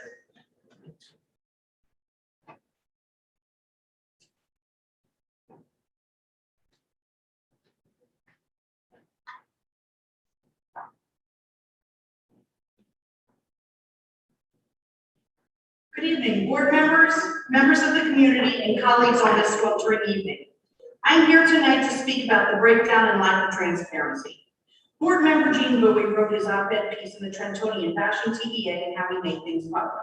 But yet when TEA follows the proper protocols and emails parties directly, we're not answered and our only recourse is then to bring it to the board's attention publicly. Let me give you an example of what I'm talking about. At last month's meeting, my colleague, Ms. Michelle Morazzo, brought a sample of the moldy water from the flooding in the Wilson School basement, and Mr. Dwayne Mosley was then called up to address it. When he stepped up to the microphone, he said he and his workers were trying to address items, and that TEA only needed to bring him their concerns, and that they would at least be looked at. Since Mr. Mosley publicly made that statement last month, as TEA's vice president over health and safety, I have emailed him a total of 5 times with issues that are across the district. The concerns range from broken air in some of our newer air-conditioned buildings, Columbus, Wilson's open space, and Tango, which has no windows that open, to broken floors in classrooms at Rivera, heat being on in May at Hill and Wilson, and a missing air purifier for a space that would be used in the fall of Dunn. For all of these issues and emails that I sent following protocol, I did not receive a single return email. Not even a simple one-liner thanking me for my concern and that it would be looked at or that these concerns would be addressed over the summer. Not a single peep. This is why TEA speaks publicly at board meetings and brings up the issues. Had my emails been answered, I wouldn't have had to address this tonight. This is why we address things in this manner. It's not that we choose to address things like this, but are left with no recourse to do so. Furthermore, the board doesn't understand why TEA and our members have so little faith in the board doing what they say they will. Sadly, my unanswered emails to Mr. Mosley are not the exception, but are the expectation. I will say that again. Unanswered emails are not the exception, but have become the expectation in this district. If we are to move the district forward, there needs to be better communication. People at Central Services need to respond to people's concerns as a way to improve their customer service. When people feel that their concerns are being listened to, they have faith in that those who are supposed to be leading them. I'm hoping that under the new superintendent, that this can be something that is fixed to help everyone be on the same page to do the bigger, more important work of educating our students. And just off the cuff, listening to all the speeches tonight, it was not planned. I didn't speak to any of these other people, but clearly unanswered emails is a reoccurring theme. It's something that needs to be addressed. Thank you for your time. Be safe and be well.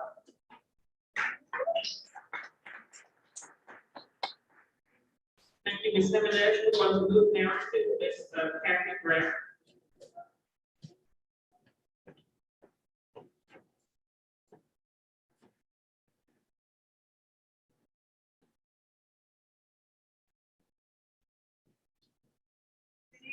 Board members, community, colleagues. My name is Kathy Graff. I'm First VP of the Trenton Education Association.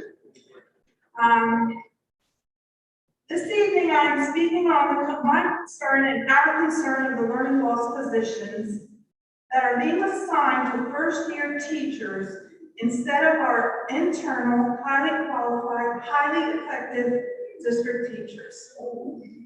I just listened earlier and understand that there are 15 learning loss vacancies. So I ask you, why are these highly effective teachers not being provided this opportunity? I know at least 6 teachers that are in positions, including myself, come September, that I am not in a hard-to-fill position. Think about that. Further, the learning loss position was created to help have teachers provide support to our students and provide supports for our teachers. So on tonight's agenda, you have offered these positions to at least 7 new teachers. But do we know if these teachers have standard certs? Assigning them these positions may potentially jeopardize their journey onto obtaining a standard cert. As recent hires, this may be their first official employment opportunity, and of course they would accept, not knowing the additional requirements they will need to address and gain their standard certs on top of the job responsibilities. Keep in mind, prior to obtaining a standard cert, new teachers are in a provisional teaching period, which means a minimum of 2 years of full-time teaching under provisional certificate is required of all novice teachers before they are eligible to be recommended for a standard cert. I know this dearly because for the past 8 years, I've worked closely with our new hires, and I'm concerned. We talk about vacancy, we talk about filling our needs, but now we may lose them as we bring them on because we haven't guided them appropriately. Did anyone consider the amount of additional coursework that these new teachers in this learning loss position will have to encounter on top of their monthly mentoring and new teacher professional development sessions? They are required to attend these, which help them become better classroom teachers. They need to create a solid foundation as teachers. To assign these new teachers to positions may be detrimental, may delay them from obtaining their standard certs. Do we really want to do that? This is very messy. It potentially is misleading and misguiding to our new teachers, especially since we need to think about investing in our new hires. Also, this may be very overwhelming to a new teacher. On top of meeting their coursework, they're in a different classroom setting, we're in a different work setting, different. from their student teaching experience. Another negative piece in where are they going to be able to show success, or is this a setup for failure? What happens if the position is abolished and then possibly the teacher placed in the classroom? This may be a couple years from now. The supports we provide ensure that teachers are phenomenal classroom teachers with a foundation. And I speak directly on that because that is what I used to manage, provide, and support. During the first few years, new teachers need to focus on establishing a clear and solid classroom teaching foundation. First-year teachers who do not hold standard certificates do receive mentoring and professional development to ensure they have a solid classroom teaching experience. So when the learning loss positions fade out, there will be a possibility that these new teachers may feel lost transitioning into a classroom, or they may decide to leave the district. Has anyone thought this through? Also, someone may defend and think that maybe in the district we did not have teachers that were interested in the learning loss positions. But that's not true. I applied. I, along with 7 other teachers, applied, yet I am not on any agenda. I am scheduled to go to Columbus School as a 4th grade teacher. However, not considered, no phone call, no explanation, nothing. I, along with former math coaches, special needs teachers, reading specialists, I'm a former middle school math teacher. We are not listed on tonight's board agenda. In conclusion, our district strategic plan talks about supporting the whole community, student, employee. The values for children, we develop policies and practices that support the positive development of children. Yes. But what about the value for our colleagues? We demonstrate our commitment by encouraging, supporting, and developing our colleagues to achieve excellence. You're not providing that for teachers that are not considered to achieve excellence, supporting students as well as colleagues and teachers. Our vision, exceptional professional learning opportunities for all staff members. I do need you to wrap up. 2 sentences, thank you. To provide learning opportunities for all staff members, supporting the district's mission to improve student achievement, trained with a growth mindset, and a culture of shared responsibility. Is that happening? Yet hiring new teachers and possibly omitting important facts about gaining standard certification is contrary to this plan, and not providing our district highly effective teachers an opportunity to excel and achieve their goals. I encourage you to re-examine these appointments, and as stated in the strategic plan, charting our path together, let's do this responsibly. Amen. Thank you. Thank you.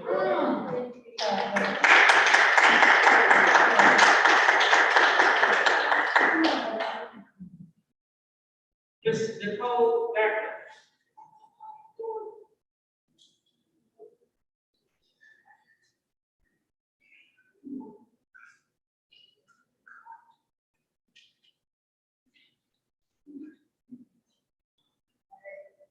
Good evening and happy summer. After everything we've observed this past school year, I think we have.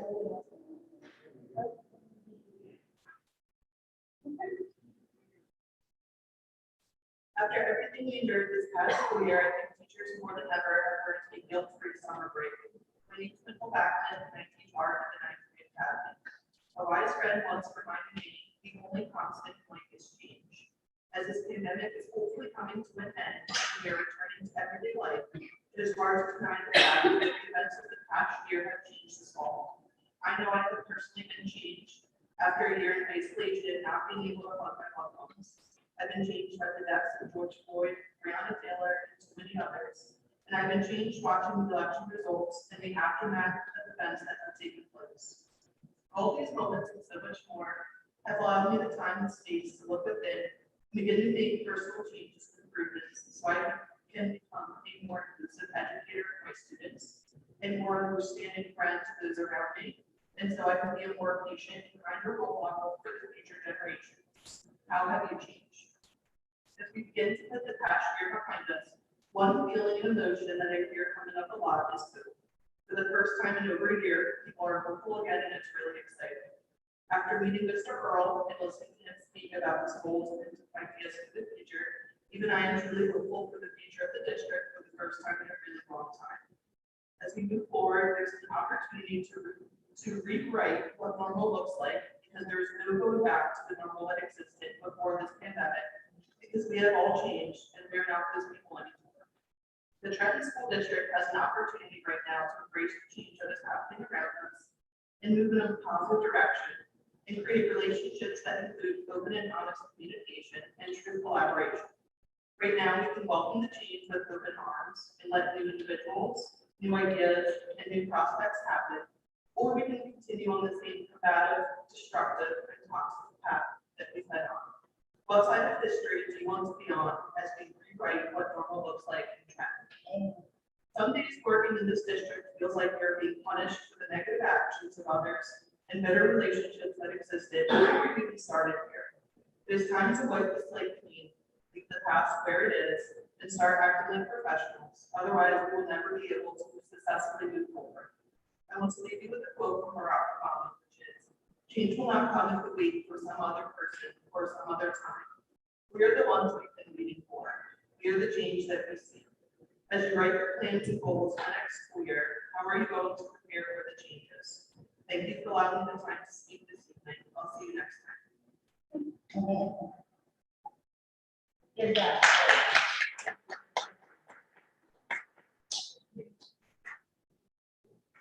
Next person to prepare, Ms. Anna Lazar.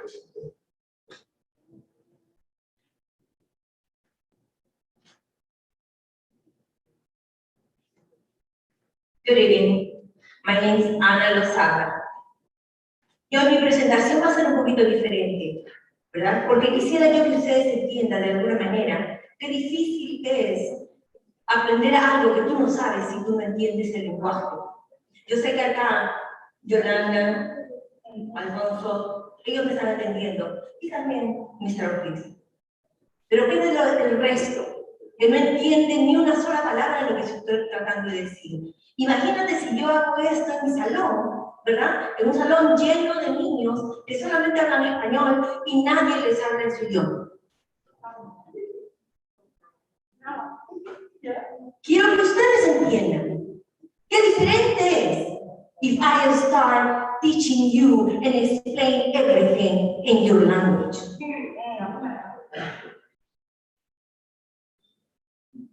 It's not right.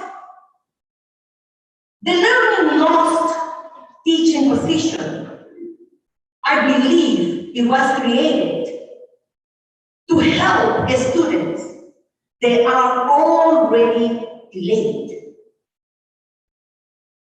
How can we expect our bilingual students or recently students coming just fresh out of the border to learn something if you don't explain all the details, what they need to learn in their own language? And this is not to make any difference with my colleagues that don't speak Spanish. But this is, I can read, I'm blind, but I can read that says all students. It doesn't say only English speaking students. It says all students. So if today you register a student that only speaks Spanish, what are you expecting for them to learn? And I'm here. I applied for that job. And they told me, oh, I'm sorry, you're excellent. You're so prepared, you're ready for this, and we need people like you. They didn't hire me. My name is not there, isn't it? Why? Because I'm a high qualified, bilingual, certified teacher. That is why. So it's a punishment. Yeah. I thought if I learn more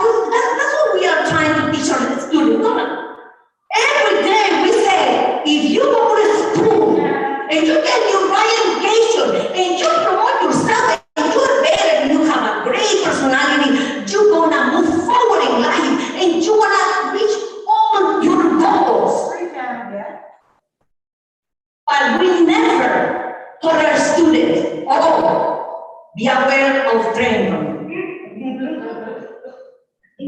Trenton Human Resources. As soon as they see that you are certified bilingual teacher, they want to say, oh, no. We need her only in the classroom or for something else. But no, for the administrative position, because I applied many times. And if I read correctly, the requirements doesn't say, don't be a certified bilingual teacher. Next time, add that to the requirements. Oh, something else. Don't have any accent. Oh, the requirement, you have to be full.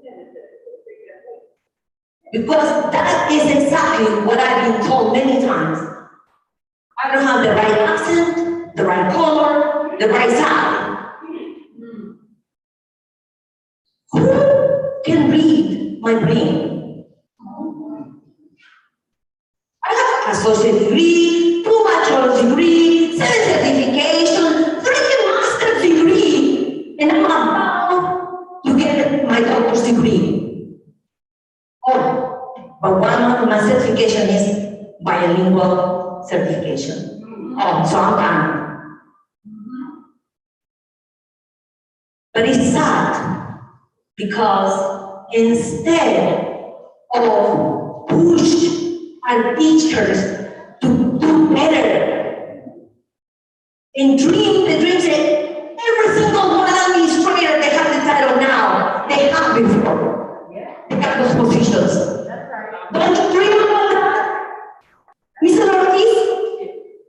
Mr. Ladonna, I'm going to need you to Yes, Alfonso. Tell me, don't you dream that when you went to college, you wanted to become an administrator? Why they have to hold me back? Why? Okay, could you wrap up, please? Yes. A lot of people say tell the story, but everybody knows my story. I was illegal immigrant in this country. I came from Peru. I did every work that I have to do in this country, but my dream always being education. So don't take that from any bilingual certification. No, because human resources doesn't do the job. We have to be punished. Thank you. Thank you.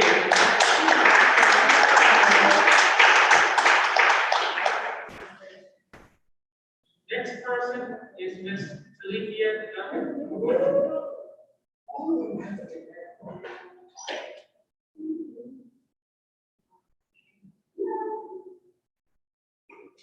Hello. Amen. I'm going to start off by congratulating Athene Well on her amazing accomplishment of making it to the Olympics in Tokyo. I had the pleasure of working with Athene when I was teaching at Hedgepath Williams Middle School. She's the epitome of hard work and shows that hard work doesn't pay off. Every single Tritonian should be screaming her name from the rooftop and hashtag Athene. I put it on my Facebook. I know somebody else liked my page. Go look it up, change the profile picture, and get on it. I also want to congratulate the class of 2021 on the job well done. It was not an easy feat for the students nor the educators, but they persevered, and we wish them much success in their future endeavors. I don't want to sound like I'm beating a broken horse, a dead horse, but here we go. I need to talk about the discriminatory practices that are taking place in the HR department.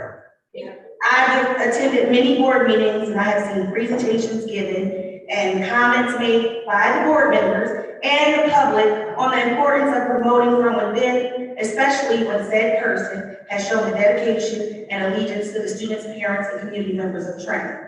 Unfortunately, during this time, our Hispanic, Latino, and Spanish-speaking educators are being blocked from positions such as principals, vice principals, learning loss teachers, etc.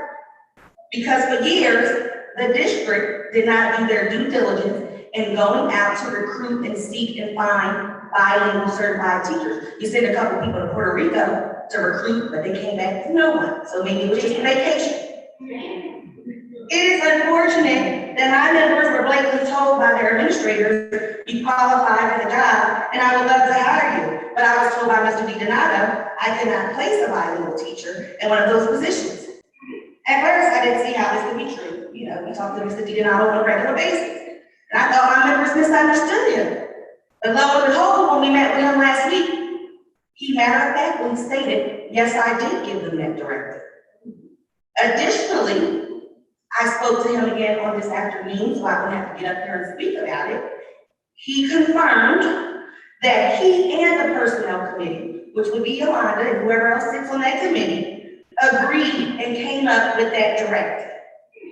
I'm not sure why you would do something like that, but shame on you. There are several issues at hand. The Hispanic and Latino population in our district is now the majority.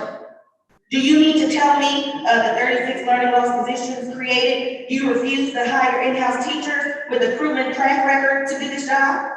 Did only the Black English-speaking children experience learning loss during this pandemic? Who is going to provide support for our bilingual and ELL students whom also experience learning loss during this pandemic? Are Mr. DiDonato and the personnel committee leaving that part of the student population behind simply because they don't want to create a bilingual vacancy? By being discriminatory to my Spanish-speaking members, Mr. DiDonato is also creating a huge issue where a large portion of our Hispanic and Latino students will not be getting learning loss support from an educator that speaks in their native language, nor have they been trained in ESL strategies and techniques to help them learn English. Additionally, several of my Hispanic and Latino members have applied for positions in TASA, and even though our contract is clear that all members that qualify and possess the credentials shall receive an interview. Now you can ask Mr. Esquire what shall means, not maybe, not I might, not I'll think about it. It means you must give them an interview, not a task assessment to weed out who you want and who you don't want. 2 of my Spanish-speaking members did not receive an interview as outlined in our collective bargaining agreement. How is it that as a district, you have a predominantly Hispanic and Latino full population and you don't give Spanish-speaking employees an opportunity to interview?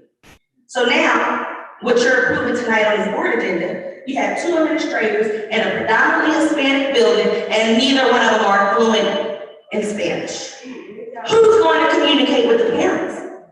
Are you going to try to illegally use your secretary to translate for you? Please tell me, in what world does this make sense? Finally, let's address the elephant that you all knew would be in the room. On May 29th, board member Jean Bowie wrote an inflammatory op-ed in the Trash Tribune. Not only did it contain flagrant lies, the achievements that he listed in his ill-written piece of garbage were directly attributable to hard workers, members of TEA. Do not be dismayed though. I'm very keen on what Mr. Bowie attempted to do. He wanted to attempt to cause more of the same chaos and confusion that he is supposedly tired of. Why would an educated person who has all this so-called managerial experience write something as inflammatory as he did? Why would he try to create that type of atmosphere for the incoming superintendent? How can you want to move forward 2 seconds after you slapped me in the face? Nevertheless, the article was petty and small-minded, just like its author, and did not do what he intended to do. The fact that some board members and central leadership people expressed their shock, dismay, and disgust with the open ed privately with myself and members of my leadership team does not hold you all harmless. I'm almost done. Your silence equals complicity, and you wonder why we are skeptical of your statements about moving forward in the spirit of true collaboration. Weren't those your words, President Lane, at the last board meeting? Now that your colleague violated the ethics clause pertaining to board conduct, are you willing to publicly check him, or will you remain silent and complicit? My final thought on this evening is to let you all know that on last week we had a meet and greet for Mr. Earl, the incoming superintendent, and it went very well. TEA will not let the devil and his imps create an imaginary, hostile working relationship to be put into the atmosphere. We look forward to welcoming Mr. Earl with open arms and working with him in an authentic, collaborative partnership. Have a good evening.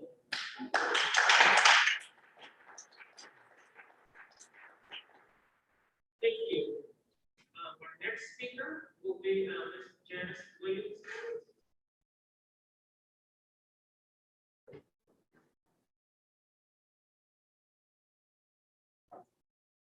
I'm glad the mic is working, and I am going to continue to beat that horse tonight. But before I begin, I want everybody to pay attention to what's going to be said. First, let me correct Terrence, and I appreciate Terrence's work. We cannot entertain restorative practices with a change in our conduct policy unless the work begins in our classrooms and in our schools first. Everything is connected. You can't put the horse before the cart. We cannot do that, people. That would be wrong. I hope it is a living document and we don't attempt to implement any of those things right now. And everyone in all of our buildings have been properly trained in restored practices. And I'm sure that incoming Superintendent Earl will see that it's done because he is a trainer and he knows how to implement the program with fidelity. Here we go again, implementing it at different stages. And if the board really wants to know about restorative practices, then as a board, you will become trained in restorative practices, so you'll know how it's supposed to be done, what's supposed to be taking place in our schools.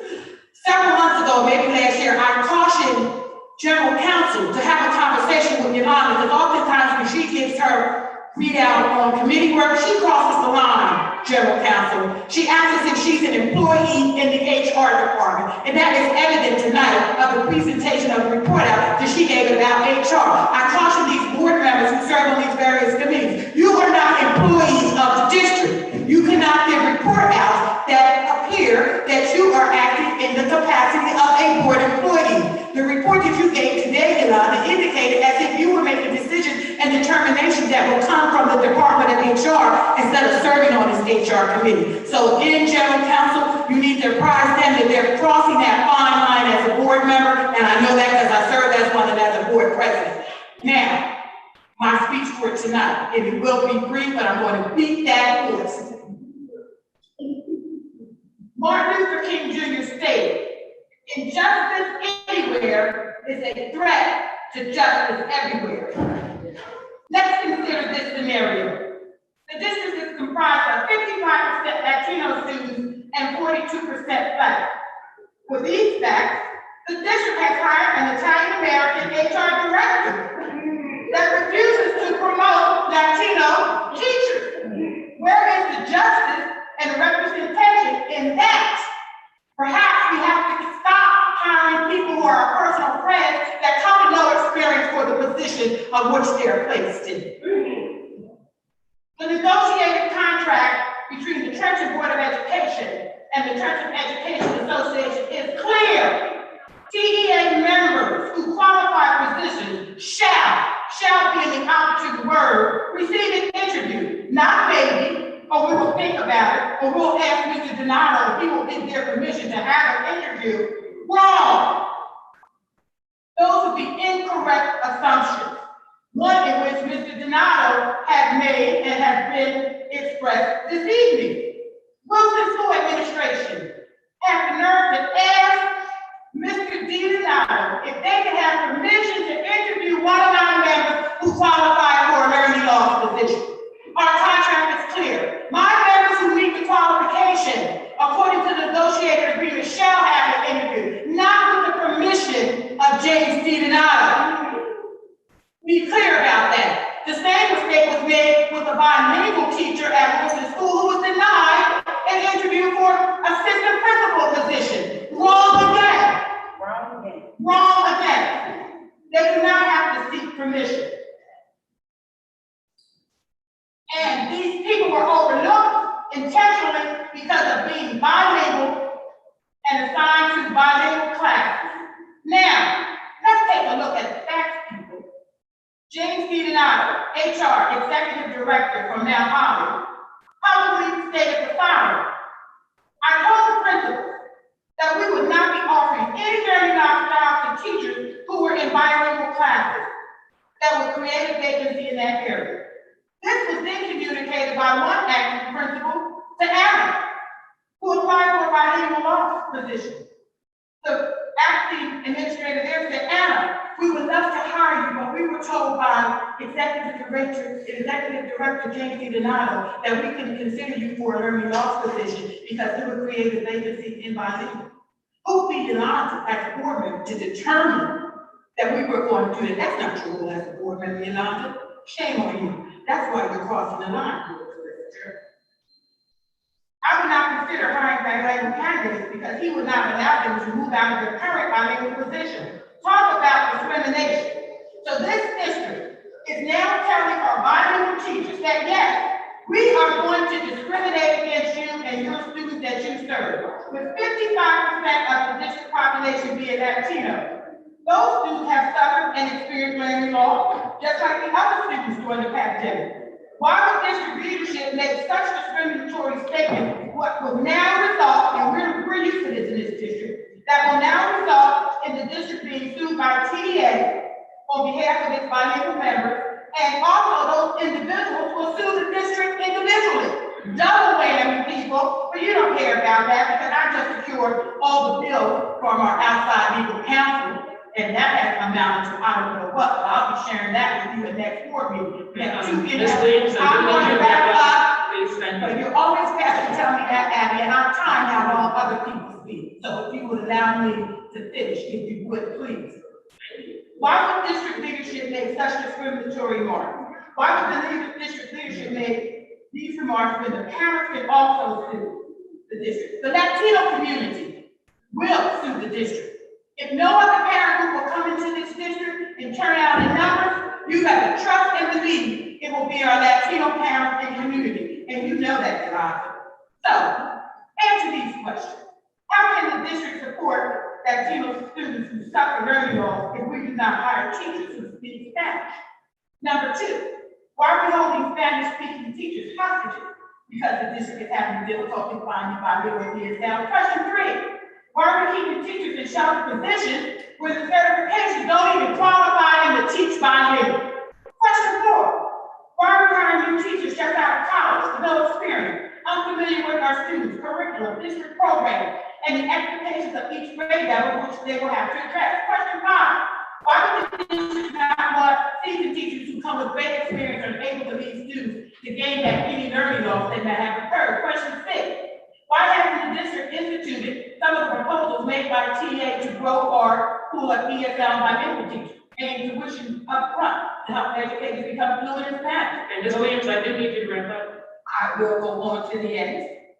HR Executive Director James Donato is an Italian American working in the district provides for 55% Latino students. His statements need to be investigated and corrected by the district, and perhaps some kind of action should be taken by this district against his comments.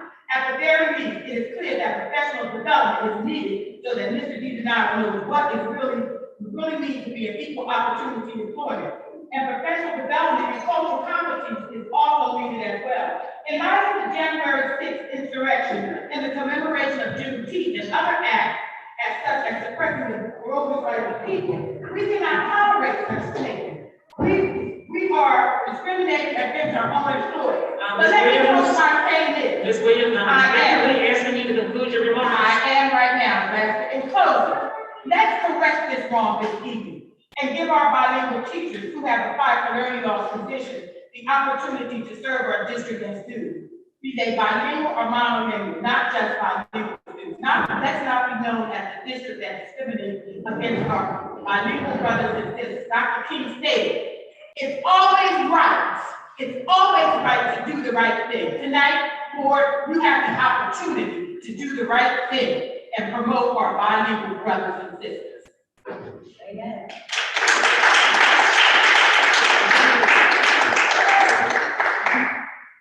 Okay, thank you. We have just about exhausted our time for public participation. I am going to move to the next speaker, however, and then that will conclude. Ms. Michelle Barraza.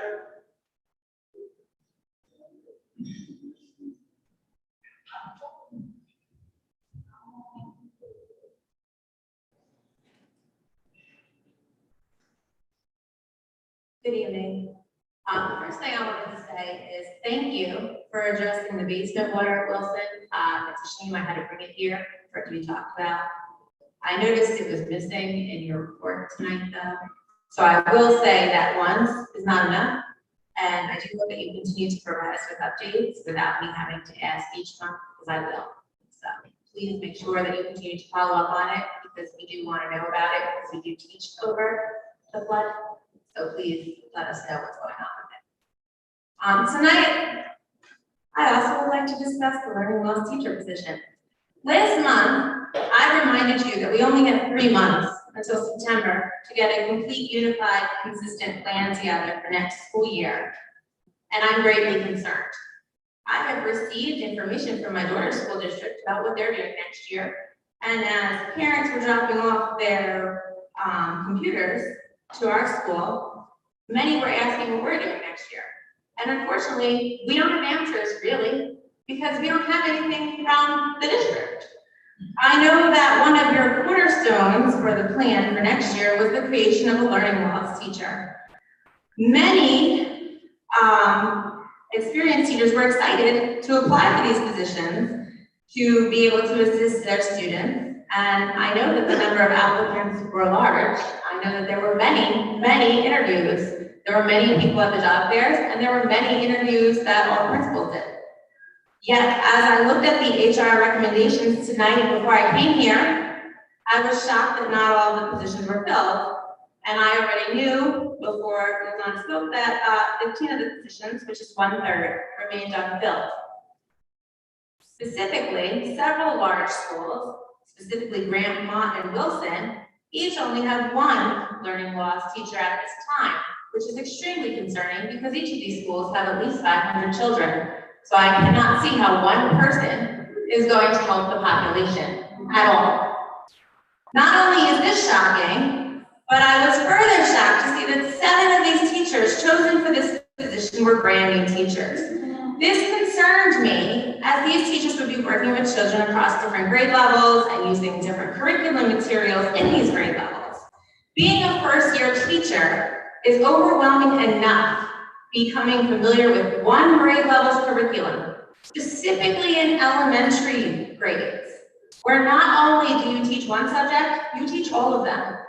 So you have to be familiar with the language arts curriculum, the writing curriculum, phonics curriculum, math curriculum, science curriculum, social studies curriculum. Learning loss teachers are not just going to be teaching 1 grade level. They are going to be expected to know the expectations for the students at all different grades. They're also going to be expected to be familiar with Trenton's curriculum.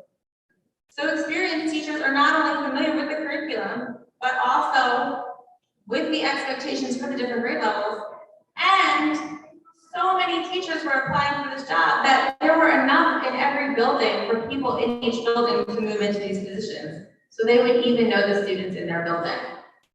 Most concerning about these positions, which I also noticed, was that not a single bilingual teacher was chosen. How are we discriminating against these teachers and the students they teach? Does the district not believe that bilingual children will not need learning loss instruction? Bilingual teachers are specialists in their area. They know silent techniques they can utilize. They speak Spanish, they have to. And these are skills that not every elementary teacher has. The district often ponders why we lose great teachers, why we can't hold on to our teachers, why we have so many vacancies. This is why. This is a prime example. Here's a situation why we had so many teachers who wanted to move into this position to help children, to help the children that they see every day, yet the district makes them feel stuck. It makes them feel like they cannot move on. If you're having trouble finding qualified bilingual and special ed teachers, maybe you should reach out to the colleges like TCNJ and Ryder that you get interns from and tell them. You get so many student teachers all the time. Why aren't they sending you new teachers to help you fill those vacancies? That's who you need to be reaching out to. Not holding our teachers back. If I was a bilingual teacher and I applied for that job, I would be looking for a new job in another district. Right, and they're going to. Because I would not stay here. And you keep making the same mistake over and over again. You're not only going to have nobody to fill these vacancies, and these children are not going to need the help that they need, you're also not going to have anyone to teach the bilingual classes because those teachers are going to up and leave. Because any district would take them and put them in any position that they want. I need you to wrap up, please. I am greatly concerned for September. This shows we are not ready. I don't know how we can have faith in any program next year when we have all these vacant positions and the children will start off not receiving the best services that they deserve. Thank you.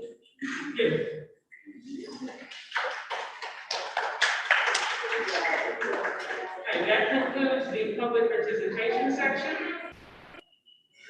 At this time, we're going to move into board member comments.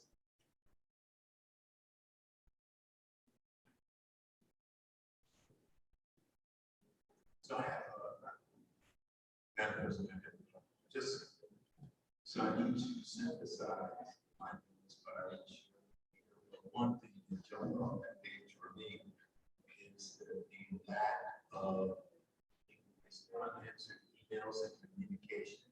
I think it's district-wide, and I think I've said multiple times that we need to establish service levels. There should be an expectation that when you send an email to someone, within at least 48 hours, you will get some acknowledgement that you sent an email.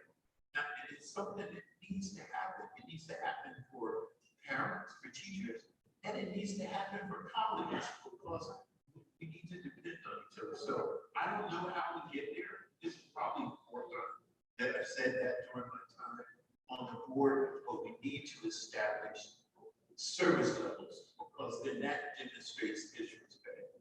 And people perceive us not responding to them as disrespectful. So that's my Okay, thank you. Any additional comments, board members?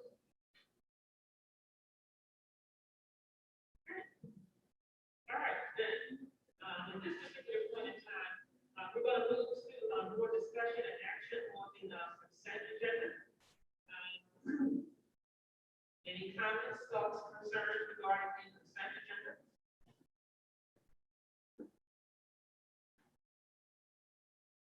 I think I raised one. I think I raised one when I received the agenda. It was adjusted in the addendum today, so. Okay. I'm not quite sure I heard it. There was one item on the HR agenda that I brought up before it was published, and it was adjusted on this. Oh, okay, okay, so, all right, so concern was addressed. Okay, all right, so if there is no discussion, then I assume that we are moving forward in terms of this particular agenda. And so I will need, if there are no additional comments, I will need a motion to approve the meeting minutes and the superintendent's recommendations for curriculum and resources, financial and facilities, and the bylaws, policy 155 for committee's first reading. All right, so at this point in time, I need a motion to approve. So moved. Chief Williams. Yes. Denise Johnson.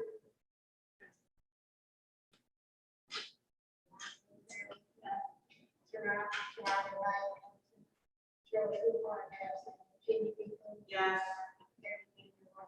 Yes.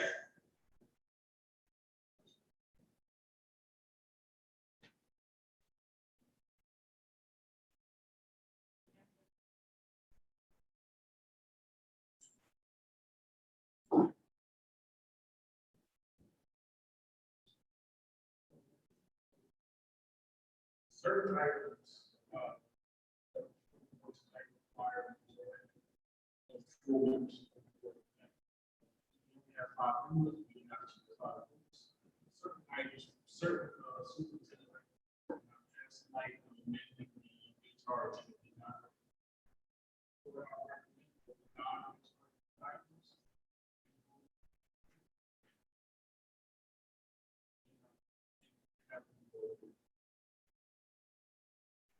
So does that require a motion? Yes, I would recommend that we call the tonight. The only one that will not pass the instructions we have to say. So how does that? I'm sorry, I don't know if this is working. I can break my phone.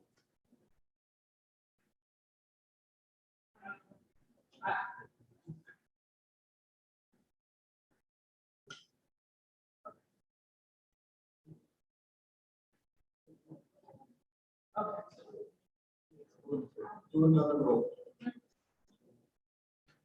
Oh.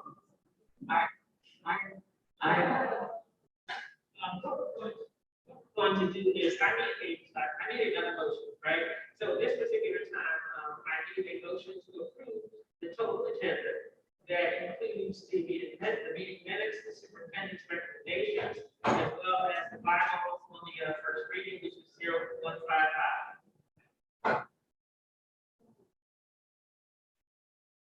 Second. Jean Wilson.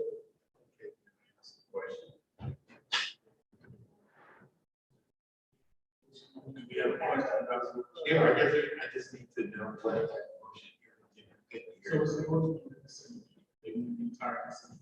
Okay, got it. Jean Wilson. Yes. Denise Johnson. Yes. Yolanda Wendell. Veronica Knight. Joe Trueheart. Yes. Jean Wilson. Yes. Gary Daniel. Yes. Motion passed.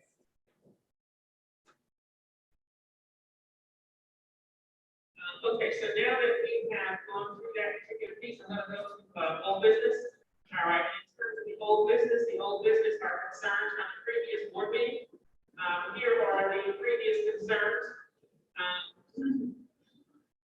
from May 17th. These are the concerns. Darren Freedom Green talked about the homicide rate of the smokehouse being located in the district schools. And the next superintendent needs to put Trent first. One of those concerns, or a couple of those concerns, are city concerns that need to be addressed with the city council and the mayor. And the other concern is that we have chosen the superintendent who does intend to put Trent first. Another set of concerns about board meetings being held, board meetings should be held in person. The PD on the hybrid teaching schedule was not adequate. Overflow rooms have not been prepared for students that are not being utilized. Counselors switching up classes to have students fill out bullet points. Food is left in trash cans over the weekend. Students are not prepared with their Chromebooks. Teachers are taken away from in-class instruction by having to perform other tasks, such as checking on virtual students and ensuring that social distancing is maintained in the classroom. First, board meetings have been in person since May 24th, they're in person now as well. The PD on the hybrid teaching was addressed at the previous board meeting, and the ratings that were examined were satisfactory. Each school does have a designated overflow room. Overflow rooms will only be used when necessary, and at this point, it is a point. All schools have a plan in place to go ahead and fill the student attendance form. When needed, the counselor, nurse, or administrator may remove the student from class. Also, with respect to other concerns, we ask you to specify what school and what location their food was left behind in trash cans over the weekend, so that the facilities department can address this. 6, all schools have a plan for students who are not prepared with their Chromebooks. Students are also reminded to daily attend school with a charged Chromebook.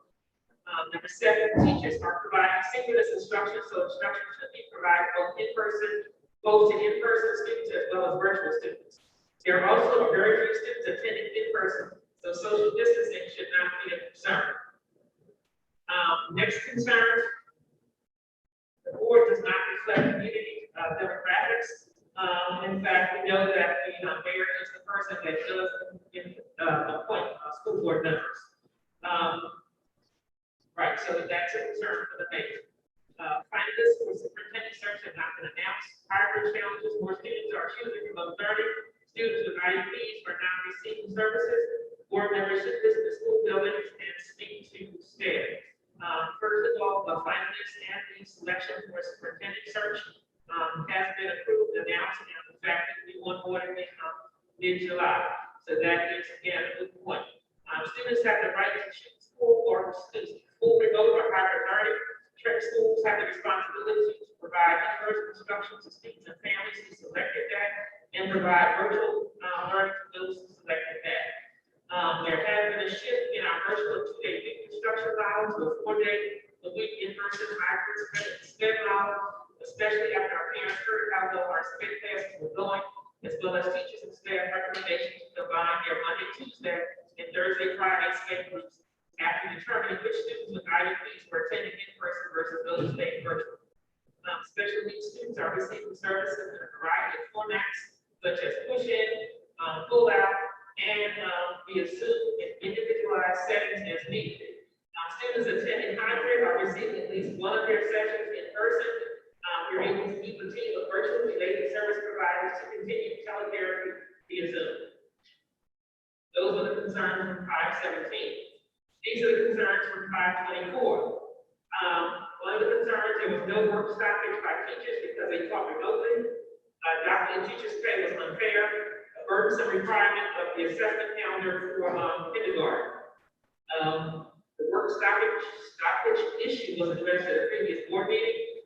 Also, the doctor and teachers' pay was addressed at a previous board meeting. And then finally, in terms of the kindergarten assessment, the district has moved toward oral reading records, which take 3 to 6 minutes per student, and remove the winter star administration and benchmark teaching assessments.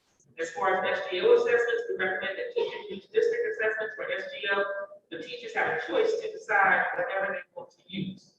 If teachers choose assessments on top of the assessment the district is providing, then it is a self-imposed hardship and not a district-imposed hardship. As far as math, we have moved in the module assessments to being paper-based instead of technology-based. The board is not properly following, another concern, the board is not properly following the mask mandate.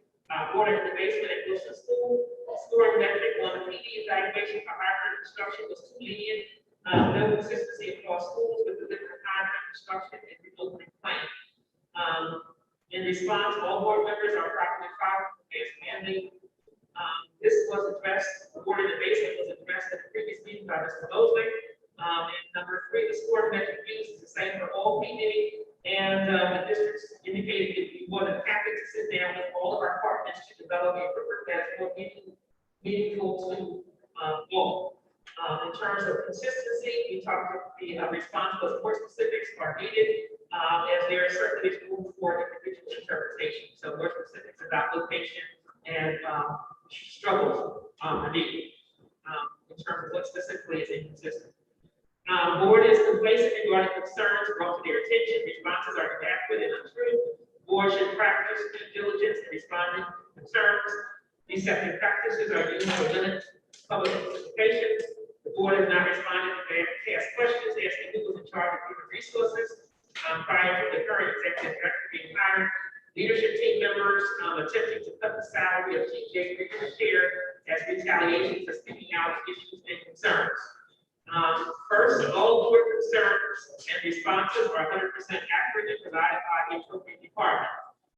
In terms of deceptive practices, the procedures to engage and attend board meetings are posted online in advance of the board meetings. The school business administrator was supporting the human resources department in the absence of an executive director of HR.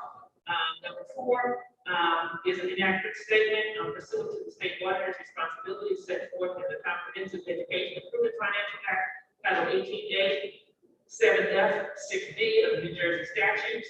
The legislative auditors are currently auditing Trenton Public Schools programs, projects, and contracts that may have been in our district for over a year. Again, to determine whether expenditures and transactions are related to the various projects or programs administered by the district are reasonable and are recorded properly in the accounting and operations support systems maintained by the district. They have questioned many items in all departments from the leadership members. No one or group is exempt from being questioned. Other concerns, appointed board members do not respect the wishes of the community. Board does not reflect community demographics. The district was not ready to reopen safely. GA's partnership brings value to the district, and the superintendent should choose his own cabinet members. Again, numbers 1 and 2 were addressed at a previous board meeting. The mayor is the person who appoints or chooses board members. The district met the criteria to reopen schools safely, and so therefore schools were open. The new superintendent is collaborating with the outgoing superintendent in terms of making choices relative to cabinet and other appointments. Another concern, improper use of or no use of overflow rooms, lack of substitute teachers, improper temperature checking routines. The improper use of overflow rooms was addressed on the May 17th board concerns. If there is improper temperature checking routines, please identify the school and or the location so that we may address that particular concern. Responses to public concerns are not honest. Lack of staff cohesiveness negatively affects student achievement. Superintendent search was not conducted collaboratively. Number 1 was responded to in the previous section. Number 3, that also was addressed in the previous board meeting, and the superintendent search process was also outlined previously. Final concern, superintendent search was not conducted collaboratively. Board and administration needs to place the interest of the students foremost in their decision-making process. And again, that was addressed at a previous board meeting. The superintendent search procedures were outlined, and students are first. And for the most part, we know that the only reason that any of us are here is because we do have students. So those are the responses to the concerns from May 17th and May 24th, and I believe that they're all up to date at this particular point. All right, and so I will ask at this time if there's any business. All right, hearing the responses to the business. Again, we certainly want to congratulate our graduation class of 2021. Congratulations to our graduate from 2020. Thank you, Mo, and certainly we all wish her well as she continues her Olympic quest. At this point in time, and certainly congratulations to our students this evening who received the seal of by literacy. And my one comment that I did forget to make earlier is that with respect to restorative practices, I know that we've all in fact been training regarding those restorative practices, what they look like, what their rollout would look like, and I'm sure that's what Mr. Earl, as an incoming superintendent, has a background in restorative practices and restorative justice. And so certainly I believe that the structure will be placed there as we move forward and look at this newly revised student code of conduct. All right, so again, that's my comment that I failed to mention earlier. At this time, I'm going to review the executive session resolution as we prepare to move into executive session. Here is the resolution. It reads as follows. Whereas the Open Public Meetings Act codified as NJSA 10-4-6 permits the exclusion of the public from a meeting under certain circumstances, and whereas the Board of Education is of the opinion that such circumstances presently exist, indicated as follows. Any pending or anticipated litigation or contract negotiations which the board is or may become a party to, and any matter falling within the attorney-client privilege, to the extent that confidentiality is required to preserve the attorney-client privilege and allow the attorney to exercise his or her ethical duties as a lawyer. Matters caption, legal invoices, and discussion on Azaro versus TBOE. Personnel matters related to the employment, appointment, termination of employment, terms and conditions of employment, evaluation of the performance of or promotion or disciplining of any, a specific prospective public officer or employee or current public officer employee employed or appointed by the public body, unless all individuals to be adversely affected request in writing that the matter be discussed at a public meeting. Matters caption, superintendent's evaluation, and BA and assistant superintendent contracts. Now, therefore, be resolved by the Trenton Board of Education, County of Mercer, State of New Jersey, that an executive session will be held on June 28th for the statutorily permissible purposes indicated in this resolution. Be it further resolved that action may be taken by the board when it reconvenes in open session.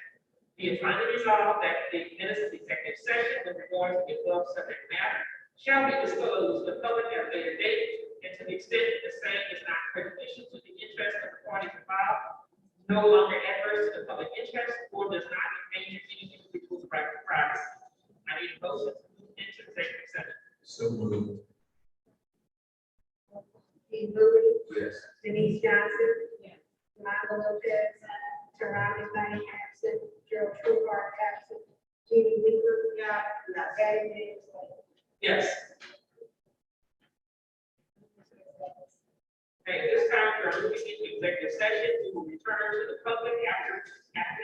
community affairs under the executive session.